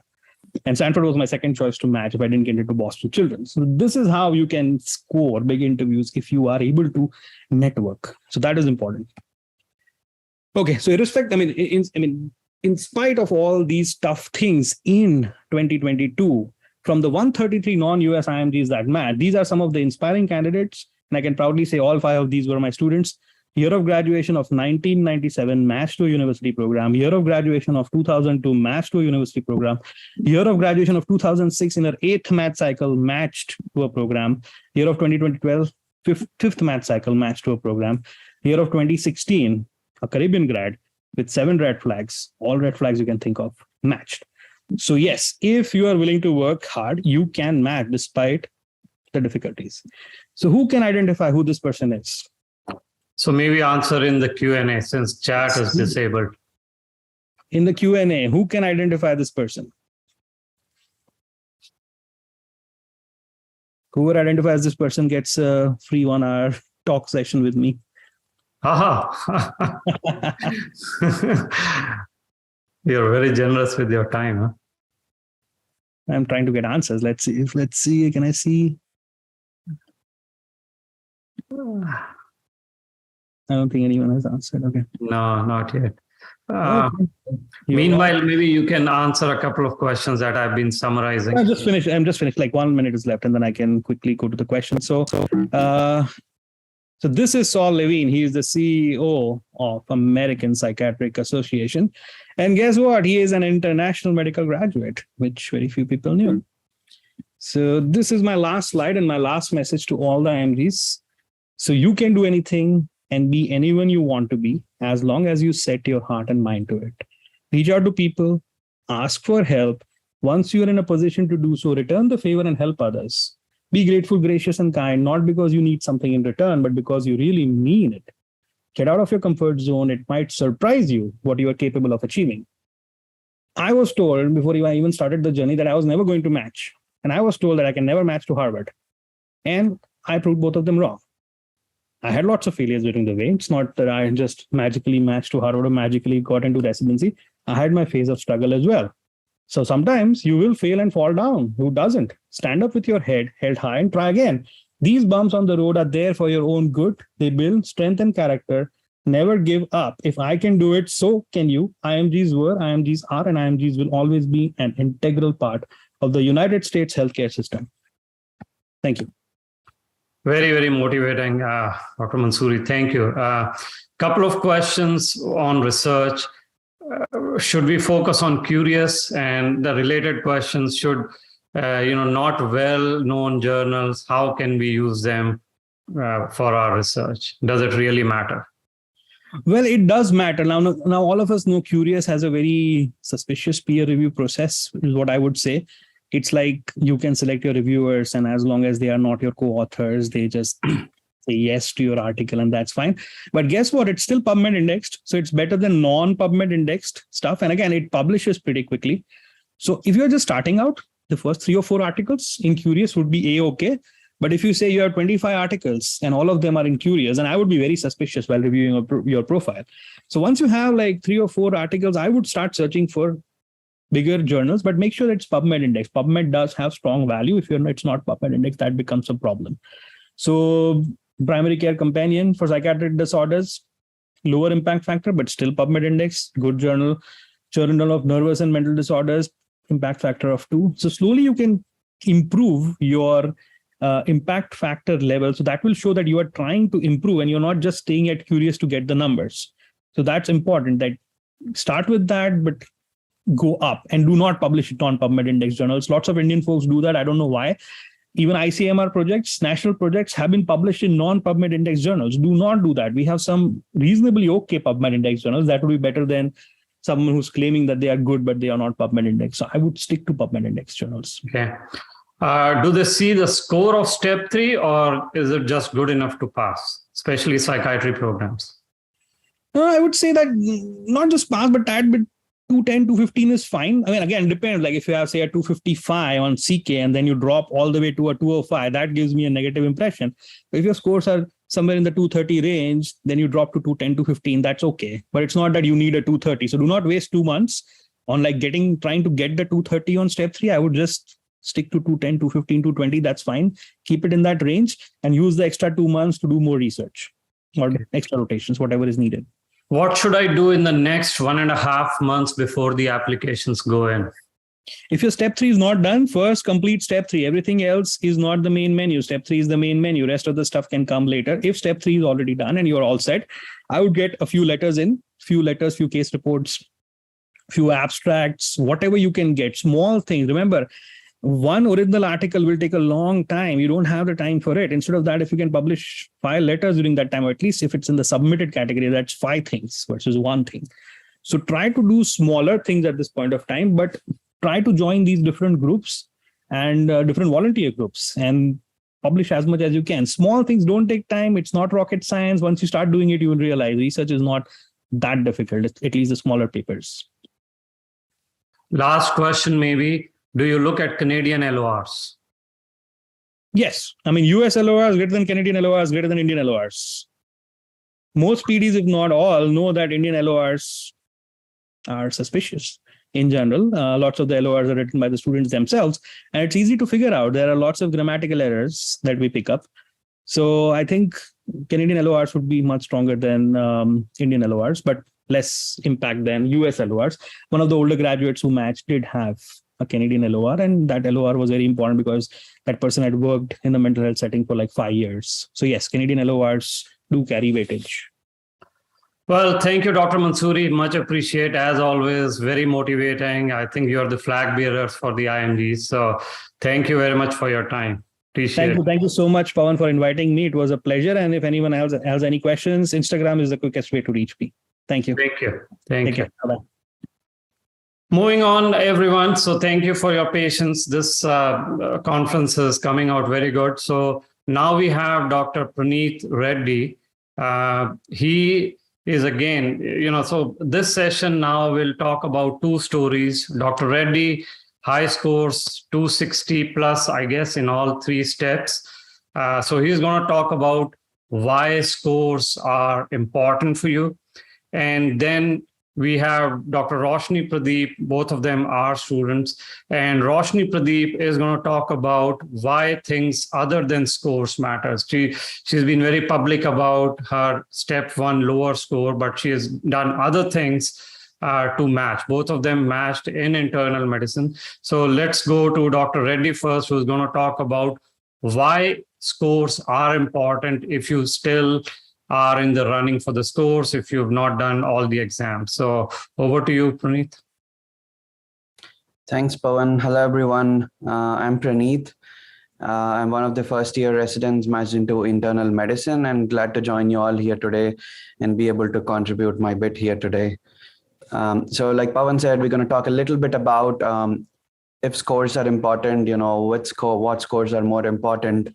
And what you can expect with good scores. So I think a lot of us have questions and about what is important, and there are a whole set of things that you can work on to improve your profile, like scores, letters, rotations, publications, could be networking, and interpersonal skills as well. But then, some things are more important than others. Each of them has their own importance depending on the profile.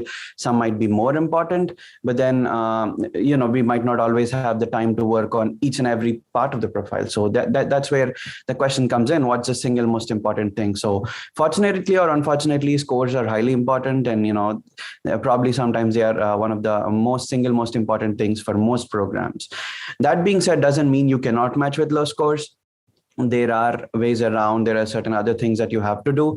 The next speaker is going to talk in detail about that. But high scores almost always means higher probability of interviews, like more number of interviews, and then more probability to match. And also high scores most of the time for programs translate into higher medical knowledge, which is a quality that they want their residents to have. So yes, high scores almost always means higher probability of match. And let me quickly share my screen.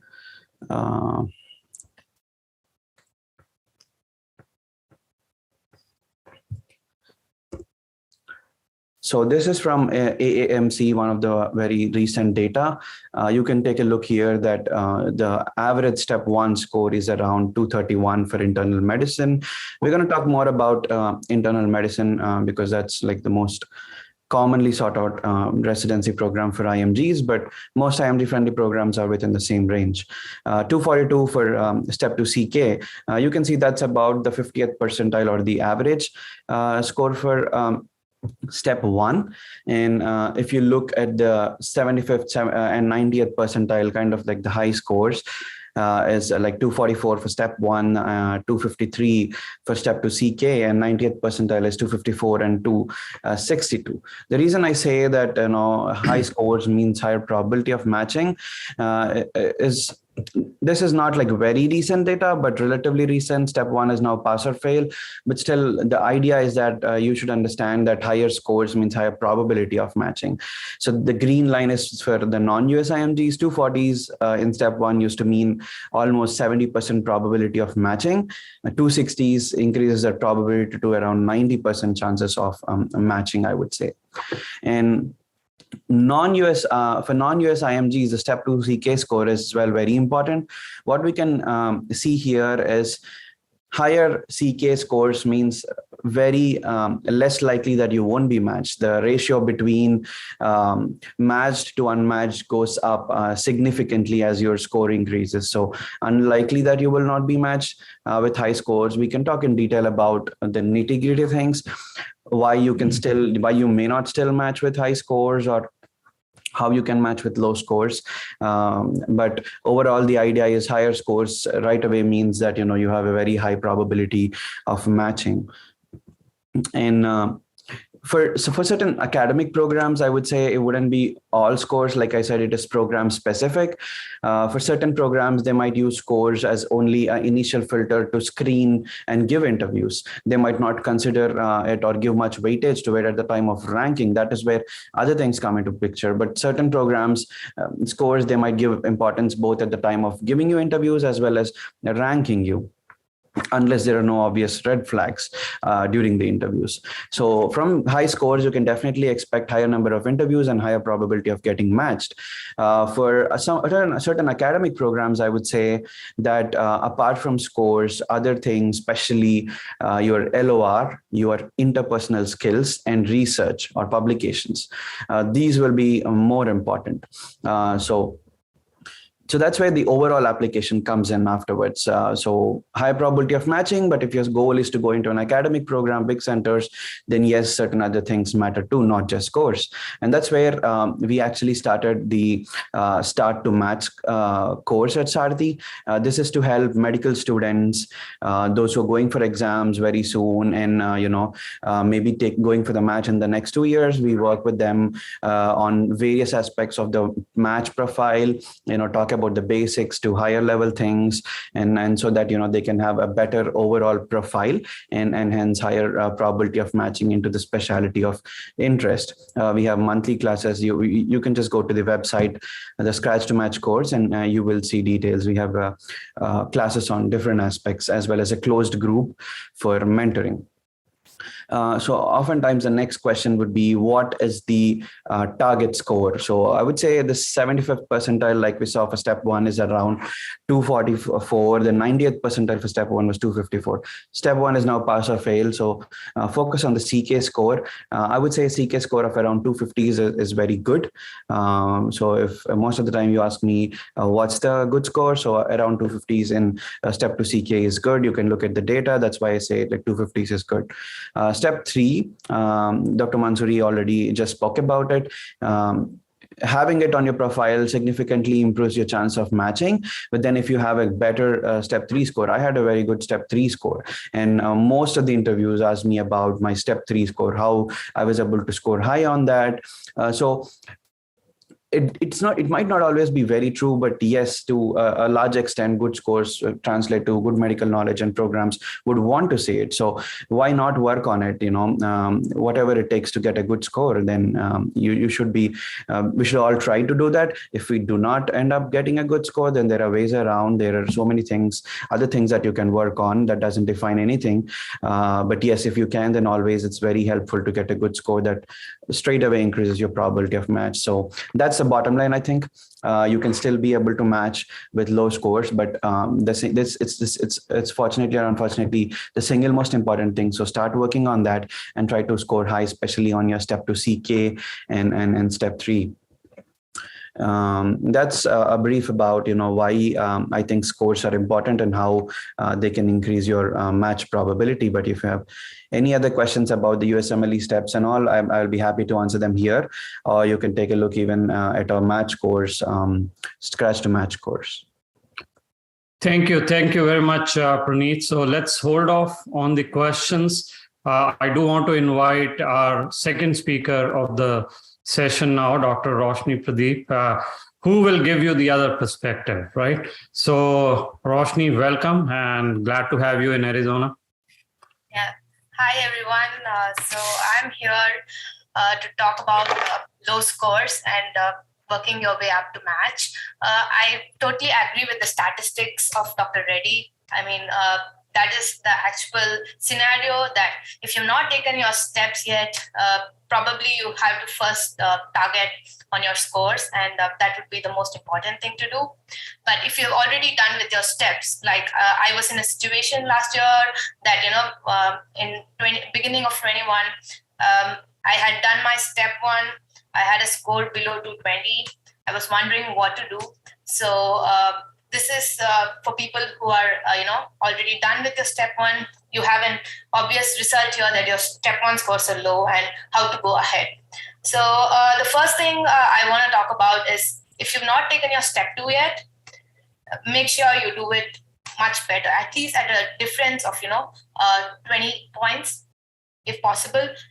If you feel that your NBMEs are not getting there, your self-assessments are not getting there, make sure if you have the time to do better and get a better score. That would be an ultimate goal, because now that step 1 has become pass or fail, it is obvious that step 2 is going to be the game changer. So work on it. If you've not got a good step score, okay. So what to do from now? So I'm just going to bring up some points from what I did, and I think it might motivate others to work on these aspects. The first being, I worked on my step 2 score, which I thought I improved significantly from my step 1. So that was the first thing. And the second is I'm from India, so I had to do some home country work experience. So I switched my work to working in a COVID intensive care unit, just because of one reason, I was in a situation to do that. And the second is, I thought it would give me a better standpoint when I appear for interviews, that working in an intensive care unit, I'll gain more experience, more impact on PDs and everything. And I think That is true. Regardless of anything, the COVID experience has been golden for the past 2 years, and program directors love to hear your struggles and experience during this time. So, I mean, there are other ways to get an impactful home country experience, given working in volunteer organizations which are globally recognized, that there is Red Cross, UNICEF. So organizations like this, if you are able to volunteer, and I'm sure you will be able to, because I was able to volunteer in the Indian Red Cross back in Chennai, which is where I'm from. So it's just that we need to reach out and find out for opportunities, and I'm sure there are more opportunities available here. So these things improved my CV better. The next thing I worked on is I was doing tele rotations. The same time I was working in my ICU. In the nights, I would come back and do some tele rotations. I did almost 3 tele rotations because it was hard to travel during that time, and I'm not sure if I could travel. And I ended up doing 3 tele rotations back home. And when I got an opportunity that there was something like an NIE, travel restriction was lifted, I made sure I traveled to the US, because I think that's the best decision I've taken. I just quit my job there and I decided to gain some US clinical experience. And US clinical experience is the most golden thing you can have in your CV, because all the programs are looking for it, and you have no excuse to not have it. The COVID pandemic and the travel restrictions are almost lifted everywhere. So there's no excuse for not being in the US and doing at least 1 or 2 rotations. If possible, all 4 LORs in person would be great. So that would be something I would advise to work on. And getting LORs is not such an easy thing. Getting a basic LOR is possible from anywhere, but getting a good LOR is something during the rotations you need to work on. And I had rotations where whoever my attending who gave the LOR actually assessed students on how hard they are working, how long they are there in the wards, and how much work they put in. So I'm sure there are all the observerships now, or many observerships your attendings are looking at what you're doing, and your LORs will totally depend on your work. And I managed to get some good LORs with some excellent recommendations. I think they played a major role in my match. So, and also the next thing is, if you're not doing a US clinical experience, and if you have already taken your step 3, which, like Dr. Reddy said, step 3 will be the next step, to get in the year you're applying for. If you have low scores, I would highly recommend step 3 first before you look into anything. Step 3 and US clinical experience are the main things. But, just because you took 2 months to keep preparing for step 3, it doesn't mean we cannot just sit there and say that I was just preparing for it. But you need to do some volunteering or any experience you can get to say that you were not just, preparing for your step 3 or something. So I did some volunteering when I was preparing for my step 3 exam. In Kansas, I'm sure there are a lot of volunteering opportunities available. If you can manage in a clinical setting like a primary care or something, it would be great, because it gives you points to talk at interviews. So I think that would be a great bonus. So I ended up getting 4 interviews, all 4 in January, because I took my step 3 in December and updated all the programs about it. And I started getting interviews only after that. But what made a difference, after I started getting interviews, being that working on it, interviews each program has its own requirements, and they're looking for certain type of candidates. And you need to sit and work on each interview extensively, making sure that, you work on not just answering them, but, interacting with your program directors, I would say, is the most important thing. Making sure you are having a communication, you're connecting well with them, that makes a huge difference. Given that the interviews are tele and all these scenarios, it is important that you connect with your program directors. So outreach before the interviews, and the thank you mails after the interviews, and keep reaching out to your program directors, letting them know your updates. I finished my step 3, my score is so-and-so. I'm doing volunteering currently in the US. and I'm having working here, I'm getting some very good work experience.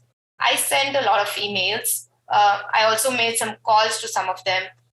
Even in the place where I was staying, I made sure I just, took a letter of interest to 2 of the programs and submitted it to the, I think, coordinators. So it was, I took extensive efforts to reach out. And I think anyone should do that regardless. I know that some people say there is some restriction, you should not call or some things like that. But if you're going to call all the programs, not everybody is going to pick up, but there are going to be few program coordinators or program directors who are going to answer your phone and, listen to you and make sure you have a short, summary of what you've done so far, what you're looking for and how much you're interested in that program. That's what they want to hear in like 2 minutes. If you can summarize it, it would be great. So pretty much this is what I did when it came to my interview season, through my journey, and I did match this season. So good luck to everyone on that. Yeah. Thank you, Roshini and Praneeth. So let's take some quick questions because the next session will be hosted by Dr. Adam Batut, who's the Transitional Year Program Director. He's already joined us. So Dr. Batut, welcome. Let me finish a couple of questions and then we'll just hand the stage to you. So first question, I think, Praneeth, this is for you. If the ECFMG certificate is delayed beyond September 29, do you wait for the certificate? Do you apply without it? Right. So I think it depends on your profile. If you are ready with your scores and you have relatively decent scores, and I think you can still apply. And once you have, and it depends on how late you're getting your ECFMG certificate in October versus end of January. So technically it's not needed. It's not needed for you to apply. It's only needed for you before the rank order list.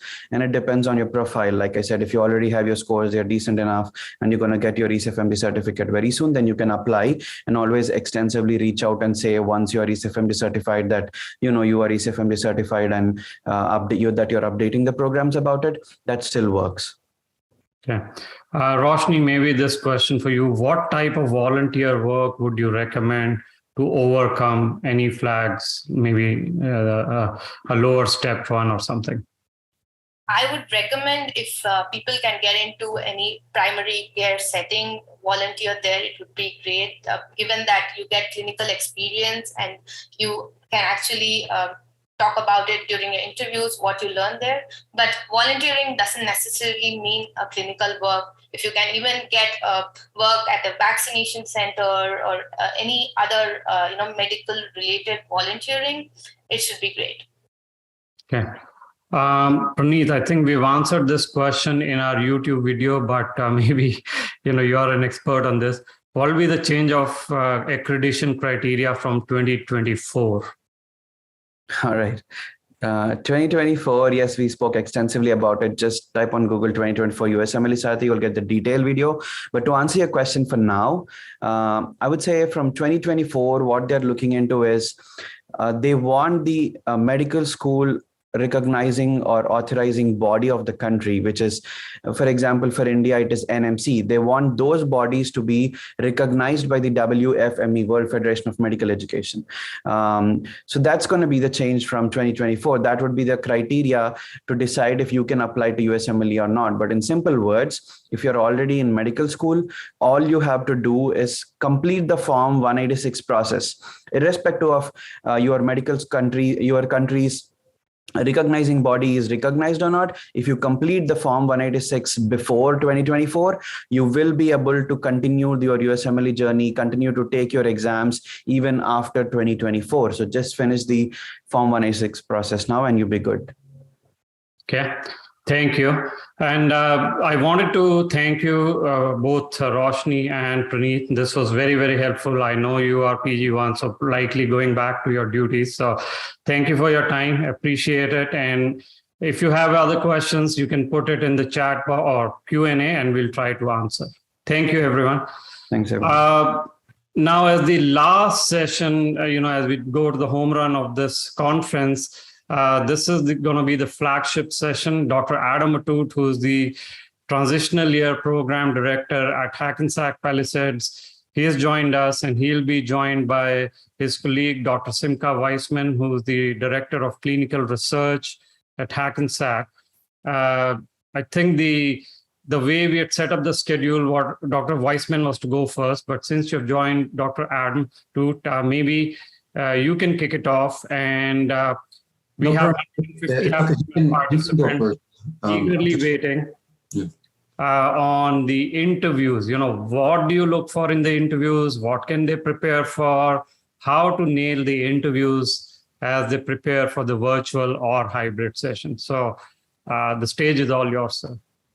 Sure, Pom. I'm completely comfortable if he wants to go first. I just came to kind of observe a little. He has not joined yet. I think he will join in about 15 minutes as per his, Okay. Maybe you can start. I am sure you'll get a lot of questions. So Sure. No problem at all.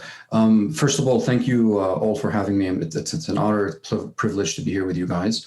Pawam, thank you so much for setting this up. I think more of these sessions is definitely welcomed. I know the match system is changing quite rapidly now. So somebody with your senior leadership to help these young doctors kind of maneuver the pathway definitely increases their chances of matching, and hopefully we can answer whatever questions they have.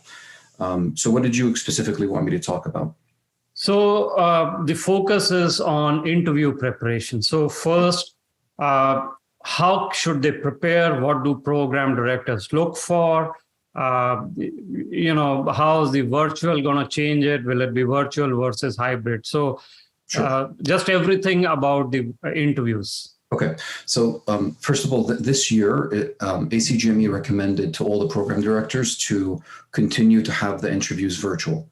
So the majority of programs will have strictly virtual. There are going to be some programs that probably will have a combination of both, but every program I think will have virtual. Our hospital will not have in-person interviews. The whole Hackensack system, we all agreed, all the program directors, we're going to have it strictly virtually. Okay, which in my opinion has some pluses and minuses, right? So obviously the pluses is that you guys get an opportunity to apply broadly, and you don't have to worry as much about the cost of flying, getting a hotel and the stay. However, what that means is the downside of that is that each program will have significantly more applicants than they usually get.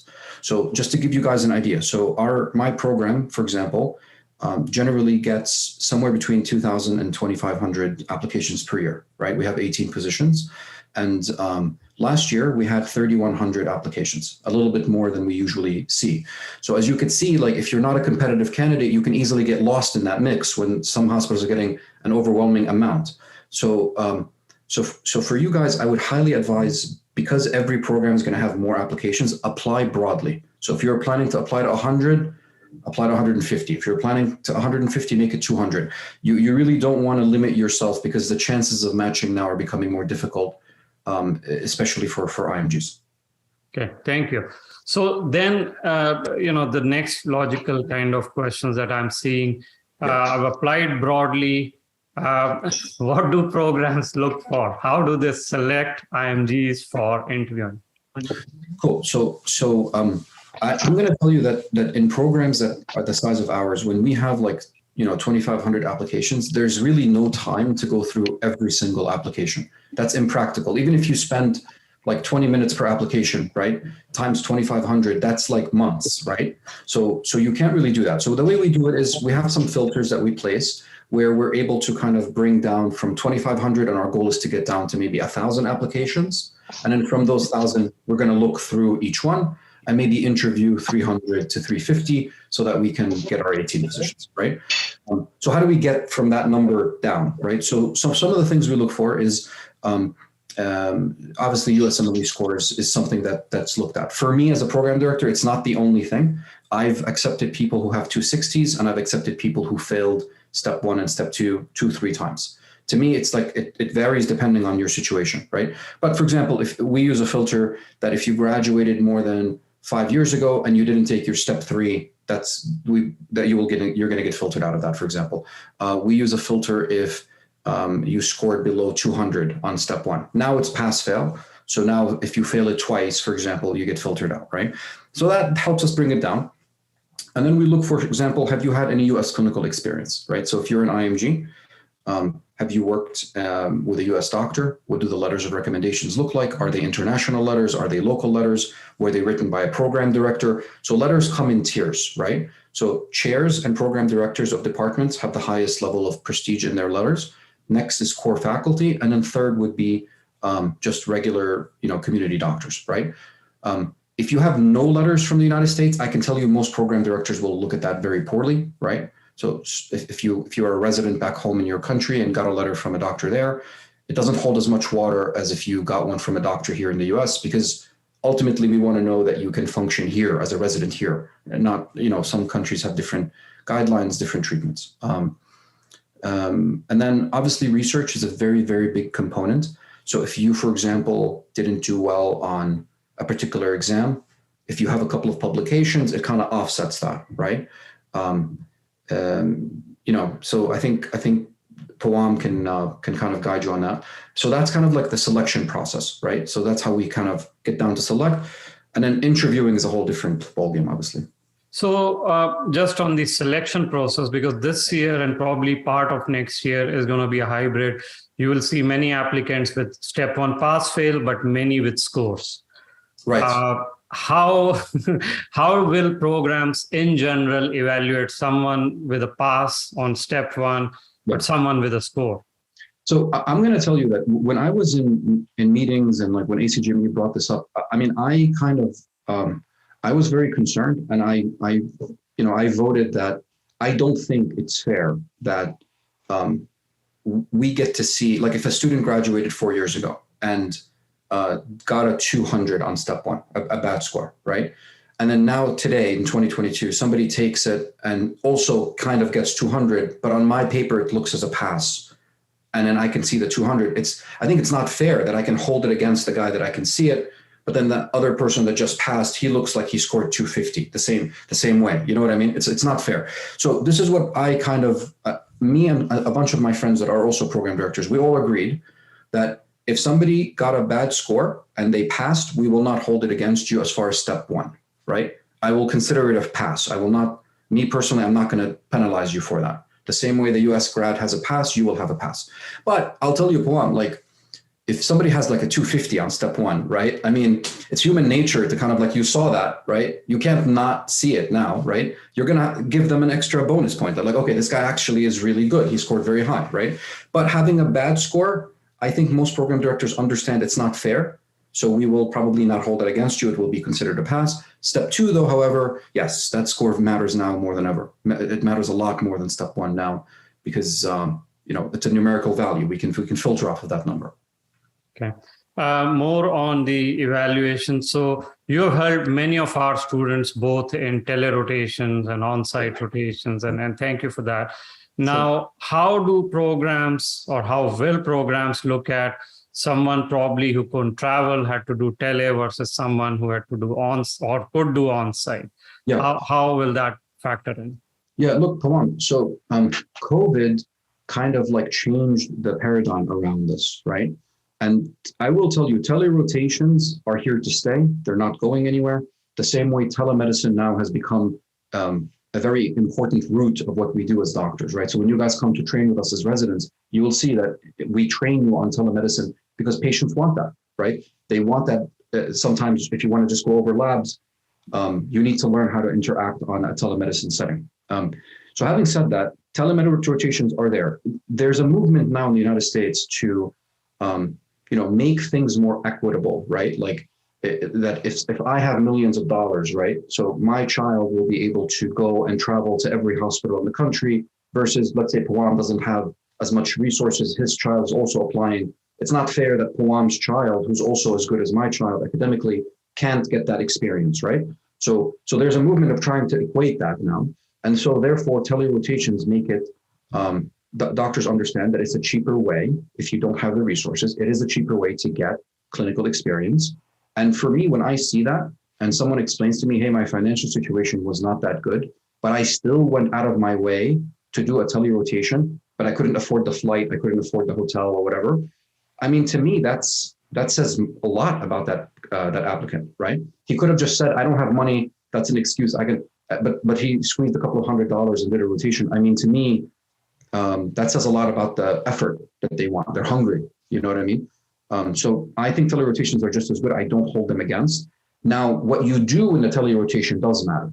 So if it's just one of those things where you're just sitting there and you're just watching, that's not as important to me as if, for example, like we have a tele-rotation that we do with Sarthi where it's interactive, right? I get to pick your brain. I get to understand, like, how would you approach this patient, right? Like, that's a back and forth where you're actually interacting.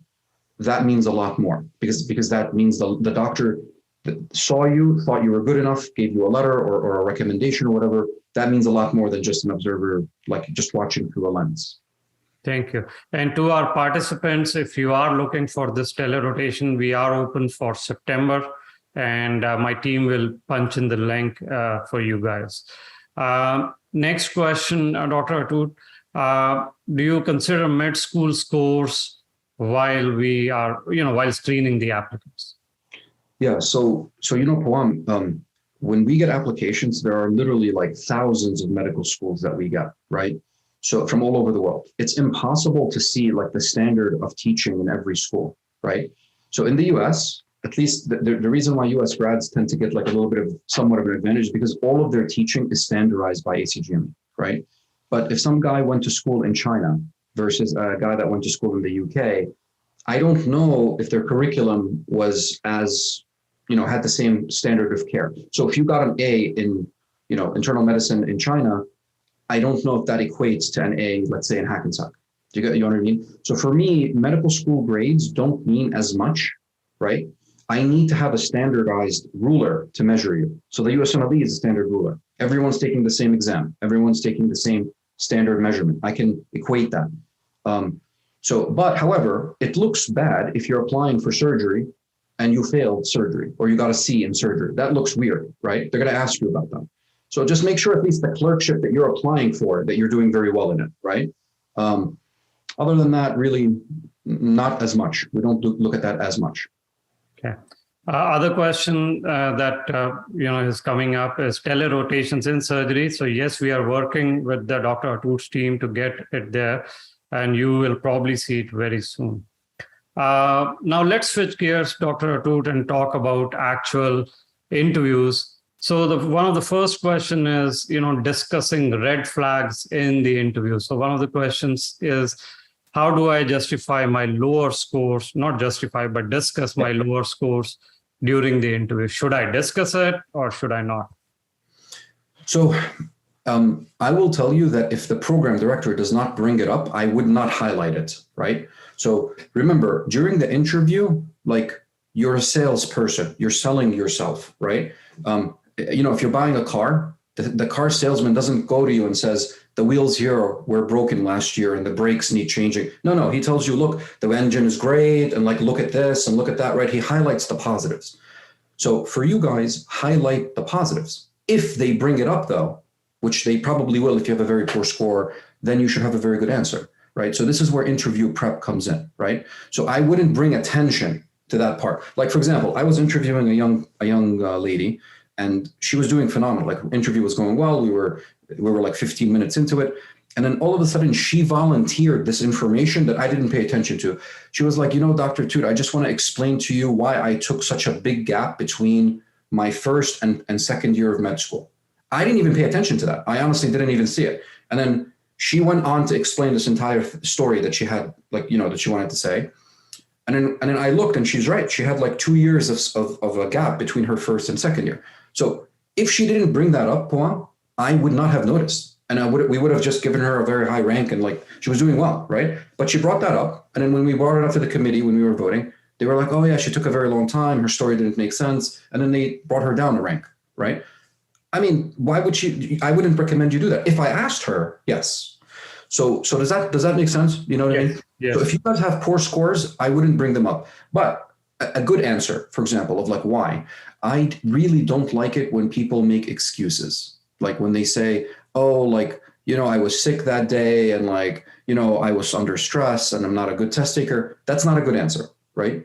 A much better answer would be, listen, when I studied for step one, I really didn't have as much knowledge about what to read. So I spread myself too thin. I read too many different resources instead of concentrating on one or two.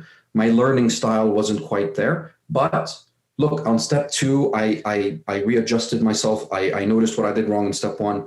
And look, my step two score is better. Or I took my step three and see, I passed my step three to make up for that. You have to make up for that. And you have to show them you learned from that mistake, right?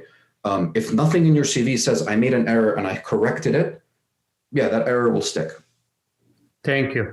And to our participants, we do have extensive interview preparation, and Dr. Atut and Dr. Weissman have graciously agreed to help out our students as well. Details to follow on our website. So just stay tuned on that. Next question, Dr. Atut. Is year of graduation actually a filter as you are shortlisting applicants for interviews? Okay, so that's going to be extremely dependent on the program, okay? So I'll tell you, my program, I don't care what year you graduated, right? So I really, people's lives change. I myself, I grew up overseas. Like, I understand the struggle of having to come here, your family having to uproot. So I try to bring IMGs as much as I can. That's why I participate in these programs. I think they make the US system better. However, I personally don't, but some programs certainly do. And so you have to kind of, I would still apply because, when you're looking at websites like Frida and all these websites that try to give you that information, I'm going to tell you, Pawan, like, some of them are not updated. Like, for example, if you look at Frida today, it says my program and the Hackensack hospitals don't sponsor visa. But as of a year ago, we started doing that, right? But there's a lag. So if you were applying, you may not apply to my program and miss an opportunity. Does that make sense? Yep. So I always say, listen, programs change, faculties changes, program directors' minds change, apply. The worst that can happen, if Frida tells you, listen, this program might filter you out. Yeah, it might in a regular situation, but this is not a regular situation. Things change, apply. The worst that can happen is they say no. At best, they change their mind and you get an interview. Who knows? Things have happened like that. So we don't filter, but the majority of programs that do filter use about 5 years as their filtering period. Most of them use 5 years and out. Next question again about gaps. So, many of our applicants moved to the US, started families. So one of them is saying a 5-year gap being a mom. The other is saying 6 years gap, including marriage, shifting to the US. But you said no excuses. So what can these applicants do? They had a gap, legitimate gap. Yep. No, when we say no excuses, guys, we mean no excuses as far as like justifying why you got a bad score. Take responsibility. It's okay. It's your score, right? Take responsibility. I didn't do well on the exam because I didn't study correctly. And the majority of the time that is the case, right? It's okay. And look, I now started studying correctly and I proved that I can do better. That's it. We're not perfect. Doctors are not perfect. We make mistakes every day and we understand that, right? Having like moved from a country with your children and like starting over, I completely sympathize with that. And we do not hold that against you. It's just, what have you done for me during that period that proves you want to be a doctor, right? So that there are some people, Poem, where like they move here in 2010. Like I've had students like that, right? They move in 2010. They don't touch medicine at all till 2008. And now they want to restart the process. Well, like during that 7-year gap, you didn't do any medically related things, nothing, zero. So your medical knowledge now in 2008, having read no medicine, been exposed to zero, is essentially at a level of a medical student, if that, right? So, and we see that. So some of them, they come to do externships with us. Some of them are great. Like if you come and you're an old grad and you have great medical knowledge, that's amazing. And we love that. But there are some of them that come and have zero medical knowledge. Like the medical students with me, they're a practicing physician for like 5 years in their home country, but then stopped doing medicine. And the medical students like answering questions that they don't know. Obviously that looks bad, right? So year of graduation for me doesn't matter, but what you're doing with your time during that time does matter. Thank you. Next question, updates on the application after submission. So could be step 3, could be something else. Do you actually go back and look at those updates if the students email program coordinators, things like that? Yeah, I'll tell you that my coordinator probably does that a lot more than I do. As you can imagine, I literally get like hundreds of emails a day from random students asking for like interviews and things like this. So I usually don't have time to skim through all of them. However, there are times where like my schedule ends early and I look and I might read like a couple and one of them might be good and then I'll send it over. So again, it doesn't hurt. Send the email. At worst case scenario, we don't read it, but we will never punish you for it, for showing interest. No. I mean, to me, that's a positive. One question, very appropriate. How do I dazzle the programs in the interview? What do I need to do? So I can't really tell you that. It really depends on your CV, right? Like everybody has different paths. Number one, first and foremost, you have to be confident, okay? Nobody wants to take somebody that like, I feel like is shaky and is not sure. And like, you have to be confident, but at the same time, humble, right? Like confidently humble. And it's sometimes a difficult mix. That's why you need to practice, right? You want to be humble in your success, but at the same time, you want to show them that, look, I've done all of this in a humble manner, right? And highlight your positives. And like the interview is usually not just the program director's opinion, right? So me, I'm one vote on the panel, right? My vote counts the highest, but still, nevertheless, my chief resident, I trust him like I trust myself. And sometimes he sees things that I don't see, right? The other faculty members, they all have things. So there are times where we sit together and I'm like, I love this applicant. And then the other three are like, whoa. Like, no, they said this, they did that. And then they convince me to deduct points. And sometimes it's the opposite, where I give somebody a very low score, but they convince me to give them a much higher because they saw things that I didn't, and that's fine. It comes from practice, guys. That's why you guys need interview prep a lot with your colleagues, with like us or whatever, to get better. Thank you, Dr. Atoot. Again, we will be starting interview preparation very soon to all our attendees, and Dr. Weissman, who's just joined, and Dr. Atoot have graciously agreed to help our students. So stay tuned for that. I do want to welcome now Dr. Weissman.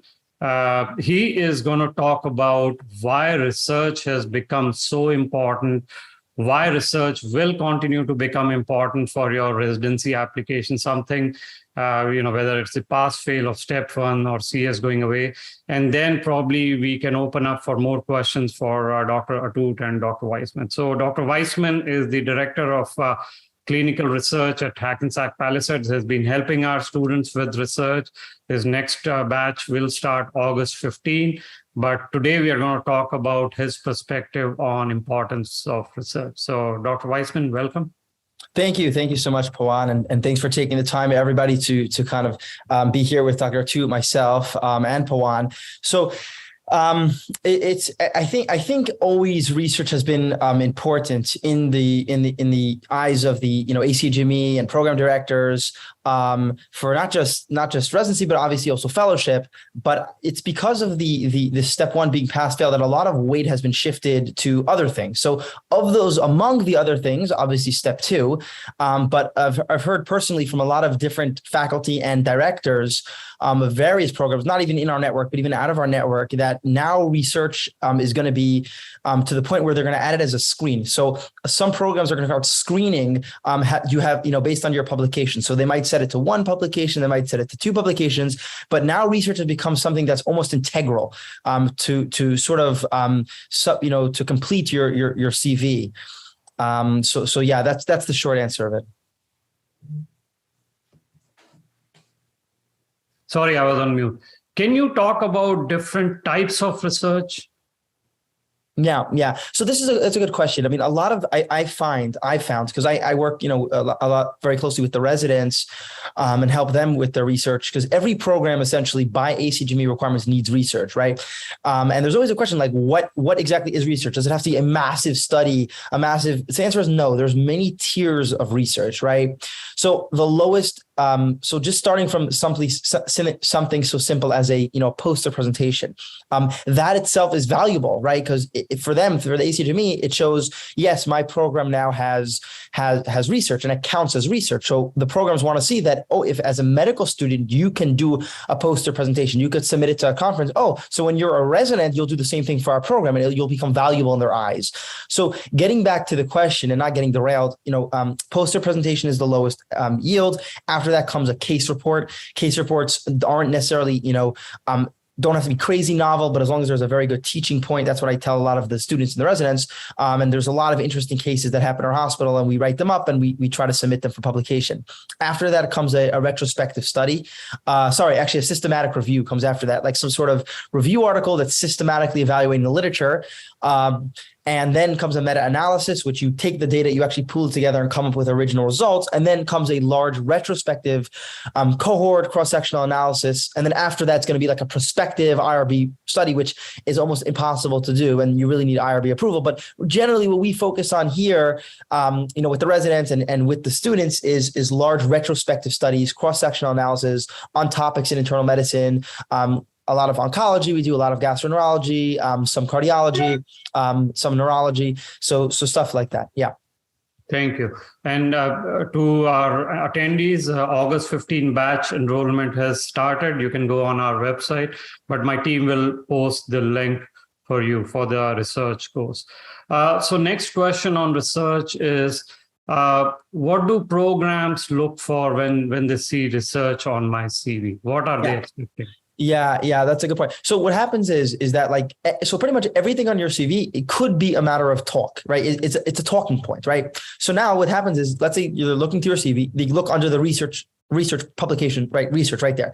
They see the title of this paper, submitted to this journal, and it says submitted, right? There's a lot of times to get it to be, accepted and published takes months. It comes down the road. It's not so fast, but they see submitted. So then they say to you, I see you have an interest in, ECMO and COVID patients. Tell me about that. So now what you're doing is you're giving them a launching pad or a talking point, which can only help you, right? Because now you can use this conversation to show two things. A, your interest in academic scholarly activity, which they want to see, and B, your interest in that field in cardiology, in medicine, in OB-GYN, neuro, and peds. So you can give them now a very safe talking point where you can show them many valuable things about yourself in a very in a way that would sit very well with the whole ranking committee. And that's what the point of seeing it on your ERAS CV when you list it as a publication, even if it's only submitted, it just opens up a lot of doors for talking. So that's what I think about that. Okay. And, a question we typically get, how many research publications does it take? Is there a number? That comes back to this, there's of course there's no cut. It's not like, okay, he has 4 publications, we're taking him. It's not like that at all. It's I would say at least one or two, just to show that you're engaged in scholarly activity. You go above and beyond, you're able to work as a team. You're able to, you have interest in interesting cases, just to show them something. Listen, if you have 3, 4, 5, obviously it looks a little bit better, but at the same time, I would have 1 or 2 to allow programs to give you a chance to show them of your interest in the field. Okay. Thank you, Dr. Weissman. Let me pick other questions and see, now they are coming for both you and Dr. Atut. So one question, Dr. Atut, is because you mentioned about visa. Should I talk about visa issues in the interview, after the interview, J1 versus H1? How do program directors look at it? So I don't know why you would talk about it during the interview. So they would not select you for an interview if they think they can't sponsor your visa, right? So like when you apply on ERAS, we can see that in your application, you say requires J1 sponsorship or whatever, right? And if we see that, and let's say I'm a hospital that like 2 years ago, we didn't sponsor any visas. So we used to just see that and we just say, okay, we can't interview this person, right? So no, if you got selected for the interview, it means that the hospital sponsors whatever visa you require. For us in our hospital, we sponsor J1 visa. Thank you. Dr. Weissman, does the authorship sequence or the number matter? That's a good question. I get this a lot with the thing, because people are fixated on like, I want to be first author. I want to be second author. It's almost some sort of like, ego or it sits well in their head, or they heard from a friend. So the way it works, guys, is the person who reads your, right. So your interviewer has your CV, your ERAS CV through ERAS, and it'll say the name of the paper. It'll say the title. They're not going to count. Okay, 1, 2, 3, 4. Oh, he's fifth author. You know what I mean? It's not like they're going to want to see that you're engaged in a project. They're going to ask you about it. They're going to want to make sure you can talk about it, and they're going to want to see that through the project, if they can get a sense of your interest in the field, and if they feel like when you're in residency, you'll be able to help them with their publications. That's all they really want. But thanks for bringing up the question. It sounds silly, but I get it so often that I'm like, maybe we really should address this. So yeah. Okay, the next question also to you. I've done research, or I want to do research in different specialties. Will that be a red flag? So for IM, if I do something in surgery or vice versa, how do programs look at it? Yeah. So that's another good question that I get. And so listen, so if you're going into like ophthalmology, it would probably look a little bit better if you do like some sort of hot topic in ophthalmology. But at the same time, if you have a very good study on like heart failure, it still shows you're engaged in academic activity. It shows you're interested in research. It will only look good. It can't hurt you. You know what I mean? It can't hurt you. It's probably better if you try to stay a little bit more within your field, but it's still, it's only can help you. Okay. Dr. Atut, a question for you. Many of the IMGs coming from Asia don't know Spanish. So is that inability to speak, Spanish is one of the fastest growing here in the US, inability to speak Spanish prevent us getting the interview?